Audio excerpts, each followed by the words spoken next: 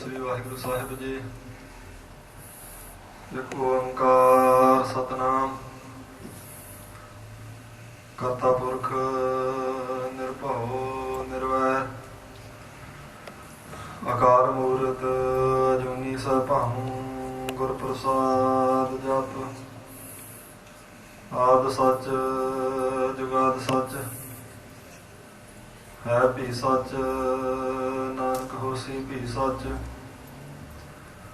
तेरे कवन कवन गुण कह कह गावा तू साहिब गुणी निधाना। तुमरी महिमा वर्ण न सका तू ठाकुर ऊच भगवाना। जिता जीओ पिंड सब तेरा तू अंतरजामी पुरख भगवान। दासन दास कहे जन नानक जेहा तुम कराए हैं तेहा हम करी वख्यान। दासन दास कहे जन नानक जेहा तुम कराए हैं तेहा हम करी वख्यान। सतनाम श्री वाहिगुरु साहिब जीओ। वापारी वणजारिया आए वजहो लिखाए। कार कमावह सच की लाहा मिले रजाए। वापारी वणजारिया आए वजहो लिखाए।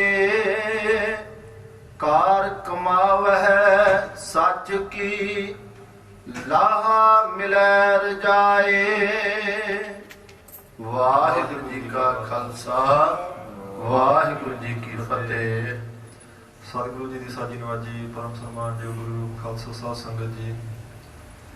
अकाल पुरख वाहिगुरु जी की महा कृपालता हुई है। पिछले प्रात सुंदर दीवाना की प्रारंभता गुरु साहिब जी की पावन पवित्र हजूरी विच हुई।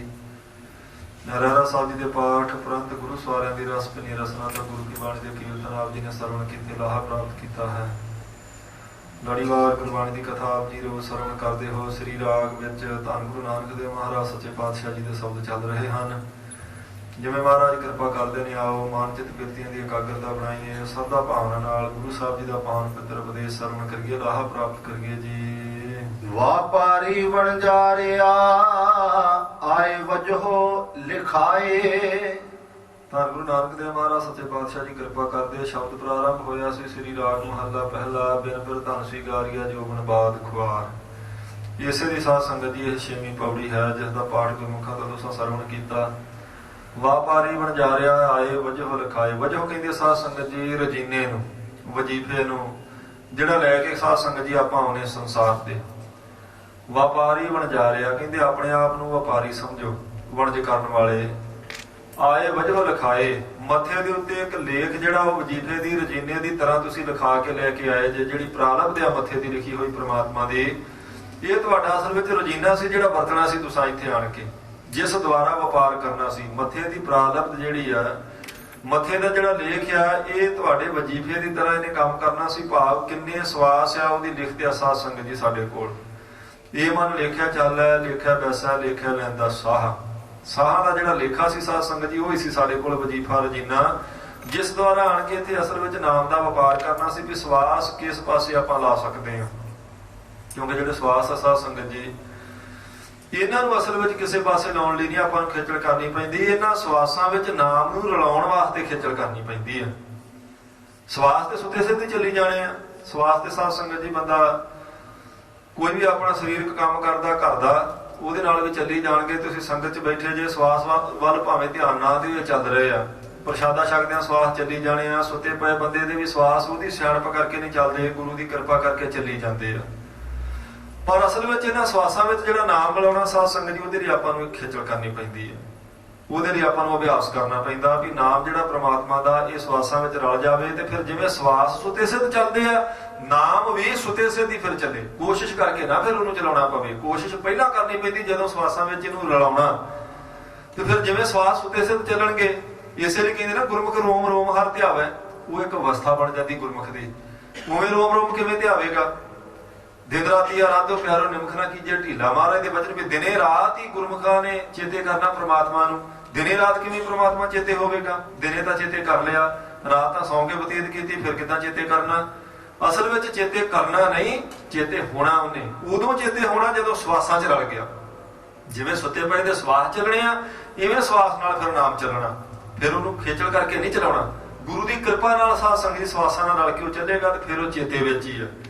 ਉਸ ਲਈ ਆਪਾਂ ਨੂੰ ਖੇਚਲ ਕਰਨੀ ਪਵੇਗੀ। ਕਹਿੰਦੇ ਤੇਰੇ ਕੋਲ ਗਿਣਤੀ ਦਾ ਵਜੀਫਾ ਸੀ। ਰਜੀਨਾ ਜਿਵੇਂ ਹੁੰਦਾ ਸਾਧ ਸੰਗਤ ਜੀ ਬੱਧਾ ਹੋਇਆ ਇੱਕ, ਉਹਦੀ ਕੋਈ ਗਿਣਤੀ ਤੋਂ ਬਾਹਰ ਹੀ ਅਣਗਿਣਤ ਰਕਮ ਨਹੀਂ ਹੁੰਦੀ ਰਜੀਨੇ ਦੀ। ਰਜੀਨੇ ਦਾ ਅਰਥ ਹੈ ਰੋਜ਼ ਤੈਨੂੰ ਕਿੰਨੇ ਕੁ ਮਿਲਣੇ ਆ। ਇੱਕ ਤਨਖਾਹ ਲੈਂਦੇ ਆ, ਭਾਵੇਂ ਮਹੀਨੇ ਬਾਅਦ ਭਾਵੇਂ 15 ਦਿਨ ਬਾਅਦ। ਸਾਧ ਸੰਗਤ ਜੀ ਉਹਦੀ ਇੱਕ ਗਿਣਤੀ ਆ ਵੀ 15 ਦਿਨ ਬਾਅਦ ਜਾਂ ਮਹੀਨੇ ਬਾਅਦ ਤੈਨੂੰ ਇੰਨੀ ਮਾਇਆ ਮਿਲੇਗੀ, ਤੂੰ ਉਹ ਖਰਚਣੀ ਫਿਰ ਸਾਰਾ ਮਹੀਨਾ। ਇਸੇ ਤਰ੍ਹਾਂ ਕਹਿੰਦੇ ਨੇ ਵਣਜਾਰੀ ਵਪਾਰੀ ਵਣਜਾਰਿਆ ਆਏ ਵਜੋਂ ਲਿਖਾਏ। ਤੂੰ ਵਣਜਾਰਿਆ ਵਣਜ ਕਰਨ ਵਾਸਤੇ ਆਇਆ, ਵਪਾਰੀ ਆ ਗੁਰਮੁਖਾ ਇੱਥੇ। ਤੇ ਫਿਰ ਤੇਰੇ ਕੋਲ ਰਾਸ ਕਿਹੜੀ ਆ? ਜਿਹੜਾ ਮੱਥੇ ਦੇ ਉੱਤੇ ਪ੍ਰਾਰਬਧ ਲਿਖ ਦਿੱਤੀ ਤੇਰੀ ਪ੍ਰਮਾਤਮਾ ਨੇ, ਜਿਹੜਾ ਮੱਥੇ ਦੇ ਉੱਤੇ ਸਵਾਸਾਂ ਦਾ ਲੇਖਾ ਲਿਖ ਦਿੱਤਾ, ਉਹ ਲੇਖਾ ਸਵਾਸਾਂ ਦੀ ਜਿਹੜੀ ਪੂੰਜੀ ਉਹ ਤੇਰੇ ਕੋਲ ਰਾਸ ਸੀ, ਜਿਸ ਨਾਲ ਤੂੰ ਆਣ ਕੇ ਨਾਮ ਦਾ ਵਪਾਰ ਕਰਨਾ ਸੀ ਸੰਸਾਰ ਤੇ। ਕਾਰ ਕਮਾਵਹਿ ਸੱਚ ਕੀ ਲਾਹਾ ਮਿਲੈ ਰਜਾਏ। ਫਿਰ ਕਹਿੰਦੇ ਸੱਚ ਦੀ ਕਾਰ ਕਰਨੀ ਸੀ, ਜਿਸ ਕਰਕੇ ਰਜਾਏ ਕਹਿੰਦੇ ਪ੍ਰਮਾਤਮਾ ਨੂੰ, ਜਿਹਦੀ ਰਜਾ 'ਚ ਸਾਰਾ ਕੁਝ ਚੱਲਦਾ। ਪ੍ਰਮਾਤਮਾ ਤੋਂ ਤੈਨੂੰ ਇਸ ਜੀਵਨ ਦਾ ਲਾਹਾ ਮਿਲਣਾ ਸੀ ਜੇ ਸੱਚ ਦੀ ਕਾਰ ਕਮਾਉਣ ਤੇ। ਹੁਣ ਸੱਚ ਦੀ ਕਾਰ ਸਾਧ ਸੰਗਤ ਦੀ ਕਿਹੜੀ ਸੀ? ਕਾਰ ਕਮਾਵੇ ਸੱਚ ਕੀ। ਸੱਚ ਦੀ ਕਾਰ ਹੈ ਇੱਥੇ ਆਣ ਕੇ ਭਗਤੀ ਕਰਨੀ, ਸਵਾਸਾਂ ਨੂੰ ਸਫਲੇ ਕਰਨ ਵਾਸਤੇ ਸੰਗਤ ਕਰਨੀ, ਪ੍ਰਮਾਤਮਾ ਦਾ ਨਾਮ ਜਪਣਾ। ਇਹ ਸੱਚ ਦੀ ਕਾਰ ਹੈ। ਗੁਰੂ ਸਾਹਿਬ ਜੀ ਦੀ ਹਜ਼ੂਰੀ ਵਿੱਚ ਸਾਧ ਸੰਗਤ ਦੀ ਸਿੱਖ ਬਹੁਤ ਆਉਂਦੇ ਆ ਤੇ ਹਰ ਸਿੱਖ ਦੀ ਮਨੋਦਸ਼ਾ, ਉਹਦੀ ਅਵਸਥਾ ਵੱਖਰੀ ਵੱਖਰੀ ਹੁੰਦੀ ਹੈ। ਜੇ ਆਪਾਂ ਇਹ ਸਵਾਲ ਕਰੀਏ ਵੀ ਮਹਾਰਾਜ ਤੁਹਾਡੀ ਹਜ਼ੂਰੀ ਵਿੱਚ ਆਉਣ ਵਾਲਾ ਹਰ ਇੱਕ ਸਿੱਖ ਹੀ ਤਰ ਜਾਂਦਾ, ਤੇ ਉਹਦੇ ਲਈ ਸਾਧ ਸੰਗਤ ਜੀ ਭਾਈ ਗੁਰਦਾਸ ਜੀ ਨੇ ਕੁਝ ਬਚਨ ਕੀਤੇ। ਉਹ ਕਹਿੰਦੇ ਨਹੀਂ ਗੁਰਮੁਖੋ, ਸਿੱਖ ਦੀ ਕਲਿਆਣ ਉਸੇ ਦੀ ਹੁੰਦੀ ਹੈ ਜਿਹੜਾ ਇਹ ਸੱਚ ਦੀ ਕਾਰ ਕਰੇ। ਸੰਗਤ ਵਿੱਚ ਤਾਂ ਸਾਰੇ ਸਿੱਖ ਆਉਣਗੇ, ਸਤਿਗੁਰ ਨੂੰ ਸਭ ਕੁਝ ਦੇਖਦਾ ਜੇਤਾ ਜਗਤ ਸੰਸਾਰ, ਡਿਠੇ ਮੁਕਤ ਨਾ ਹੋਵੇ। ਜੇ ਤਾਂ ਸਿਰਫ ਦੇਖਿਆ ਹੀ ਮੁਕਤੀ ਹੋਣੀ ਆ ਤੇ ਫਿਰ ਤਾਂ ਸਾਰਾ ਸੰਸਾਰ ਹੀ ਦੇਖ ਲੈਂਦਾ ਗੁਰੂ ਨੂੰ। ਫਿਰ ਮੁਕਤੀ ਕਿਹਨਾਂ ਦੀ, ਕਲਿਆਣ ਕਿਹਨਾਂ ਦੀ, ਭਲਾ ਕਿਹਨਾਂ ਦਾ, ਜੀਵਨ ਸਫਲਾ ਕਿਹਨਾਂ ਦਾ? ਉਹਦੇ ਲਈ ਭਾਈ ਗੁਰਦਾਸ ਜੀ ਨੇ ਬਚਨ ਕੀਤੇ। ਉਹ ਕਹਿੰਦੇ ਨੇ ਹਉ ਤਿਸ ਵਿਟੋਂ ਵਾਰਿਆ ਹੁੰਦੇ ਤਾਣ ਨਮਾਣਾ ਹੋਵੇ। ਜਿਸ ਵਿੱਚ ਤਾਣ ਤਾਂ ਹੋਵੇ ਪਰ ਸਾਧ ਸੰਗਤ ਜੀ ਤਾਣ ਦੇ ਹੁੰਦਿਆਂ ਵੀ ਨਮਾਣਾ ਬਣ ਕੇ ਰਹੇ। ਉਹ ਗੁਣ ਕਿੱਥੋਂ ਪ੍ਰਾਪਤ ਹੋਵੇਗਾ? ਗੁਰੂ ਦੀ ਸ਼ਰਨ ਵਿੱਚ। ਹੁਣ ਸਿੱਖ ਬਹੁਤ ਆਉਣਗੇ ਪਰ ਇੱਥੇ ਆਣ ਕੇ ਜਿਹੜਾ ਸਾਧ ਸੰਗਤ ਜੀ ਨਮਾਣਾ ਬਣਨ ਦਾ ਯਤਨ ਨਾ ਕਰੇ। ਹਉ ਤਿਸ ਵਿਟੋਂ ਵਾਰਿਆ ਹੁੰਦੇ ਮਾਣ ਨਮਾਣਾ ਹੋਵੇ। ਭਾਈ ਗੁਰਦਾਸ ਜੀ ਕਹਿੰਦੇ ਨੇ ਤਾਣ ਹੁੰਦਿਆਂ ਨਤਾਣਾ ਹੋਣਾ, ਮਾਣ ਹੁੰਦਿਆਂ ਨਮਾਣਾ ਹੋਣਾ। ਹੋਵੇ ਮਾਣ, ਸਰੀਰ ਦੇ ਤਾਣ ਦੀ ਵੀ ਪ੍ਰਵਾਹ ਨਾ ਕਰੇ, ਗੁਰੂ ਦੇ ਸਾਹਮਣੇ ਨਤਾਣਾ ਹੀ ਆ। ਉਹਦੇ ਵਿੱਚ ਗੁਣ ਹੋਣ, ਗੁਣਾ ਕਰਕੇ ਸਾਧ ਸੰਗਤ ਜੀ ਅਸਲ ਵਿੱਚ ਉਹ ਮਾਣ ਵਾਲਾ ਹੋਵੇ, ਪਰ ਗੁਰੂ ਦੀ ਹਜ਼ੂਰੀ ਵਿੱਚ ਆਣ ਕੇ ਸੰਗਤ ਵਿੱਚ ਬੈਠ ਕੇ ਕਿਸੇ ਗੁਣ ਦਾ ਵੀ ਮਾਣ ਨਾ ਕਰੇ। ਉਹਦੀ ਕਲਿਆਣ ਹੈ। ਹਉ ਤਿਸ ਵਿਟੋਂ ਵਾਰਿਆ ਛੱਡ ਸਿਆਣਪ ਹੋਏ ਇਆਣਾ। ਹੁਣ ਕਮਾਲ ਦਾ ਬਚਨ ਹੈ। ਭਾਈ ਗੁਰਦਾਸ ਜੀ ਕਹਿੰਦੇ ਮੈਂ ਉਹਦੇ ਤੋਂ ਕੁਰਬਾਨ ਜਾਂਦਾ, ਐਸੇ ਸਿੱਖ ਤੋਂ ਜਿਹੜਾ ਸਿਆਣਪ ਛੱਡ ਕੇ ਤੇ ਨਿਆਣਾ ਬਣ ਜਾਂਦਾ। ਨਿਆਣੇ ਦਾ ਕੀ ਅਰਥ ਹੈ? ਆਪਣੀ ਬਿਰਤੀ ਸਾਧ ਸੰਗਤ ਜੀ ਬੱਚੇ ਵਾਲੀ ਬਣਾਉਣੀ। ਗੁਰੂ ਦੇ ਸਾਹਮਣੇ ਸਿਆਣਪ ਮਹਾਰਾਜ ਦੀ ਮੱਤ ਤੋਂ ਉੱਤੇ ਨਹੀਂ ਲੈ ਕੇ ਜਾਣੀ। ਜੇ ਇੱਥੇ ਵੀ ਆਣ ਕੇ ਆਪਾਂ ਸਾਧ ਸੰਗਤ ਜੀ ਚਤਰਾਈਆਂ ਉਕਤੀਆਂ ਜੁਗਤੀਆਂ ਤੇ ਆਪਣੀਆਂ ਸਿਆਣਪਾਂ ਸਾਹਮਣੇ ਰੱਖਣੀਆਂ, ਭਾਈ ਗੁਰਦਾਸ ਜੀ ਕਹਿੰਦੇ ਨੇ ਭਾਵੇਂ ਸਾਰੀ ਉਮਰ ਆਈ ਚੱਲ, ਇੱਥੇ ਫਿਰ ਆਣ ਕੇ ਤੇਰਾ ਭਲਾ ਨਹੀਂ ਹੋ। ਭਲਾ ਤੇਰਾ ਤਾਂ ਹੈ ਗੁਰੂ ਦੀ ਮੱਤ ਨੂੰ ਉੱਤੇ ਰੱਖ, ਆਪਣੀ ਮੱਤ ਥੱਲੇ ਕਰ। ਇੱਥੇ ਸਿਆਣਾ ਨਾ ਬਣ, ਗੁਰੂ ਸਾਹਮਣੇ ਸਿਆਣਾ ਨਾ ਬਣ, ਮਹਾਰਾਜ ਦੇ ਸਾਹਮਣੇ ਤੂੰ ਨਿਆਣਾ ਹੋਵੇਂ। ਹਉ ਤਿਸ ਵਿਟੋਂ ਵਾਰਿਆ ਸਤਿਗੁਰ ਦਾ ਜਿਸ ਭਾਣਾ ਭਾਵ ਹੈ। ਕਹਿੰਦੇ ਅਸੀਂ ਉਹਦੇ ਤੋਂ ਕੁਰਬਾਨ ਜਾਂਦੇ ਆ ਜਿਹਨੂੰ ਗੁਰੂ ਦਾ ਭਾਣਾ ਮਹਾਰਾਜ ਦੀ ਆਗਿਆ ਚੰਗੀ ਲੱਗਦੀ ਆ। ਆਉਂਦੇ ਤਾਂ ਸਾਰੇ ਹੀ ਆ ਪਰ ਕਿਸੇ ਨੂੰ ਆਗਿਆ ਚੰਗੀ ਨਾ ਲੱਗੇ, ਕੋਈ ਮਾਣ ਕਰੀ ਜਾਵੇ। ਹੁਣ ਸੰਗਤ ਵਿੱਚ ਆਉਣ ਦਾ ਹੀ ਮਾਣ ਕਰ ਲਿਆ, ਕਿਸੇ ਨੇ ਇੱਥੇ ਆਣ ਕੇ ਸੇਵਾ ਕੀਤੀ ਤੇ ਉਸ ਕੀਤੀ ਸੇਵਾ ਦਾ ਹੀ ਮਾਣ ਕਰ ਲਿਆ, ਫਿਰ ਸੇਵਾ ਤਾਰੇਗੀ ਕਿਵੇਂ? ਫਿਰ ਤਾਂ ਸੇਵਾ ਹੀ ਸਾਧ ਸੰਗਤ ਦੀ ਅਸਲ ਵਿੱਚ ਡੋਬਣ ਦਾ ਸਾਧਨ ਬਣ ਗਈ, ਜਦੋਂ ਕਿ ਸੇਵਾਦਾਰ ਤਾਂ ਤਰਨਾ ਸੀ। ਹੁਣ ਭਗਤੀ ਦੀ ਕਾਰ ਕਿਹੜੀ ਆ? ਕਾਰ ਕਮਾਵੇ ਸੱਚ ਕੀ ਲਾਹਾ ਮਿਲਿਆ ਰਜਾਏ। ਕਹਿੰਦੇ ਨੇ ਸੱਚ ਦੀ ਕਾਰ ਕਰਨੀ ਸੀ ਤੇ ਫਿਰ ਪਰਮੇਸ਼ਰ ਤੋਂ ਤੈਨੂੰ ਜੀਵਨ ਦਾ ਲਾਹਾ ਮਿਲਣਾ ਸੀ। ਜਿਹੜੀ ਤੂੰ ਪ੍ਰਾਰਬਧ ਜਿਹੜੀ ਪੂੰਜੀ ਸਵਾਸਾਂ ਦੀ ਲੈ ਕੇ ਆਇਆ, ਆਪਣੇ ਆਪ ਨੂੰ ਵਪਾਰੀ ਸਮਝ ਤੇ ਸੱਚ ਦਾ ਵਪਾਰ ਕਰ। ਗੁਰੂ ਦੇ ਦਰ ਤੇ ਆਣ ਕੇ ਭਗਤੀ ਰੂਪਕਾਰ ਕਰਨੀ ਪੈਣੀ ਤੈਨੂੰ। ਮਹਾਰਾਜ ਦੇ ਬਚਨ ਨੂੰ ਮੰਨਣ ਰੂਪਕਾਰ ਕਰ। ਇੱਥੇ ਆਣ ਕੇ ਨਮਾਣਾ ਹੋ, ਨਤਾਣਾ ਹੋ। ਇੱਥੇ ਆਪਣੀ ਸਿਆਣਪ ਉੱਤੇ ਨਾ ਕਰ ਵੀ ਆਪਣੀ ਸਿਆਣ ਮੇਰੀ ਦਲੀਲ ਦੀ ਕਸੌਟੀ ਉੱਤੇ ਜੀ ਇਹ ਗੱਲ ਖਰੀ ਨਹੀਂ ਪੈਂਦੀ ਵੀ ਤਤੀਰੋ ਤੇ ਕਿੱਦਾਂ ਬੈਠਾ ਜਾ ਸਕਦਾ। ਦੇਖੋ ਜੀ ਮੇਰੀ ਦਲੀਲ ਦੀ ਜਿਹੜੀ ਕਸੌਟੀ ਉਹ ਇਹ ਨਹੀਂ ਮੰਨਦੀ ਵੀ ਪੱਥਰ 'ਚ ਪੰਜਾ ਲੱਗੇ। ਮੇਰੀ ਦਲੀਲ ਕੀ ਹੈ? ਗੁਰੂ ਦੀ ਬਖਸ਼ਿਸ਼ ਅੱਗੇ ਮੇਰੀ ਦਲੀਲ ਦਾ ਧੇਲਾ ਮੁੱਲ ਨਹੀਂ। ਸਾਧ ਸੰਗਤ ਜੀ ਇੱਥੇ ਸਿਰਫ ਗੁਰੂ ਦੀ ਕਿਰਪਾ ਉਹ ਮੁੱਖ ਆ। ਮਹਾਰਾਜ ਚਾਹੁਣ ਤੇ ਸਭ ਕੁਝ ਕਰ ਸਕਦੇ ਆ, ਪਰ ਜੇ ਮੇਰੀ ਸਾਧ ਸੰਗਤ ਦੀ ਬੁੱਧੀ ਚੋਂ ਗੱਲ ਫਿੱਟ ਨਹੀਂ ਬੈਠਦੀ ਤੇ ਊਣ ਤਾਂ ਹੀ ਮੇਰੀ ਆ। ਇਸ ਕਰਕੇ ਕਹਿੰਦੇ ਇੱਥੇ ਸਿਆਣਾ, ਇੱਥੇ ਤਾਂ ਸਿਰਫ ਸੱਚ ਦੀ ਕਾਰ ਕਰ ਤੇ ਸੱਚ ਹੈ ਗੁਰੂ ਦਾ ਇੱਕ ਇੱਕ ਬਚਨ, ਇੱਕ ਇੱਕ ਕੌਤਕ। ਮਹਾਰਾਜ ਦੀ ਸ਼ਰਨ ਵਿੱਚ ਆਣ ਕੇ ਤੂੰ ਸੱਚ ਦੀ ਕਾਰ ਕਰਨੀ ਸੀ। ਕਾਰ ਕਮਾਵੇ ਸੱਚ ਕੀ ਲਾਹਾ ਮਿਲਿਆ ਲਜਾਏ, ਫਿਰ ਜੀਵਨ ਦਾ ਲਾਹਾ ਤੈਨੂੰ ਮਿਲਣਾ ਸੀ।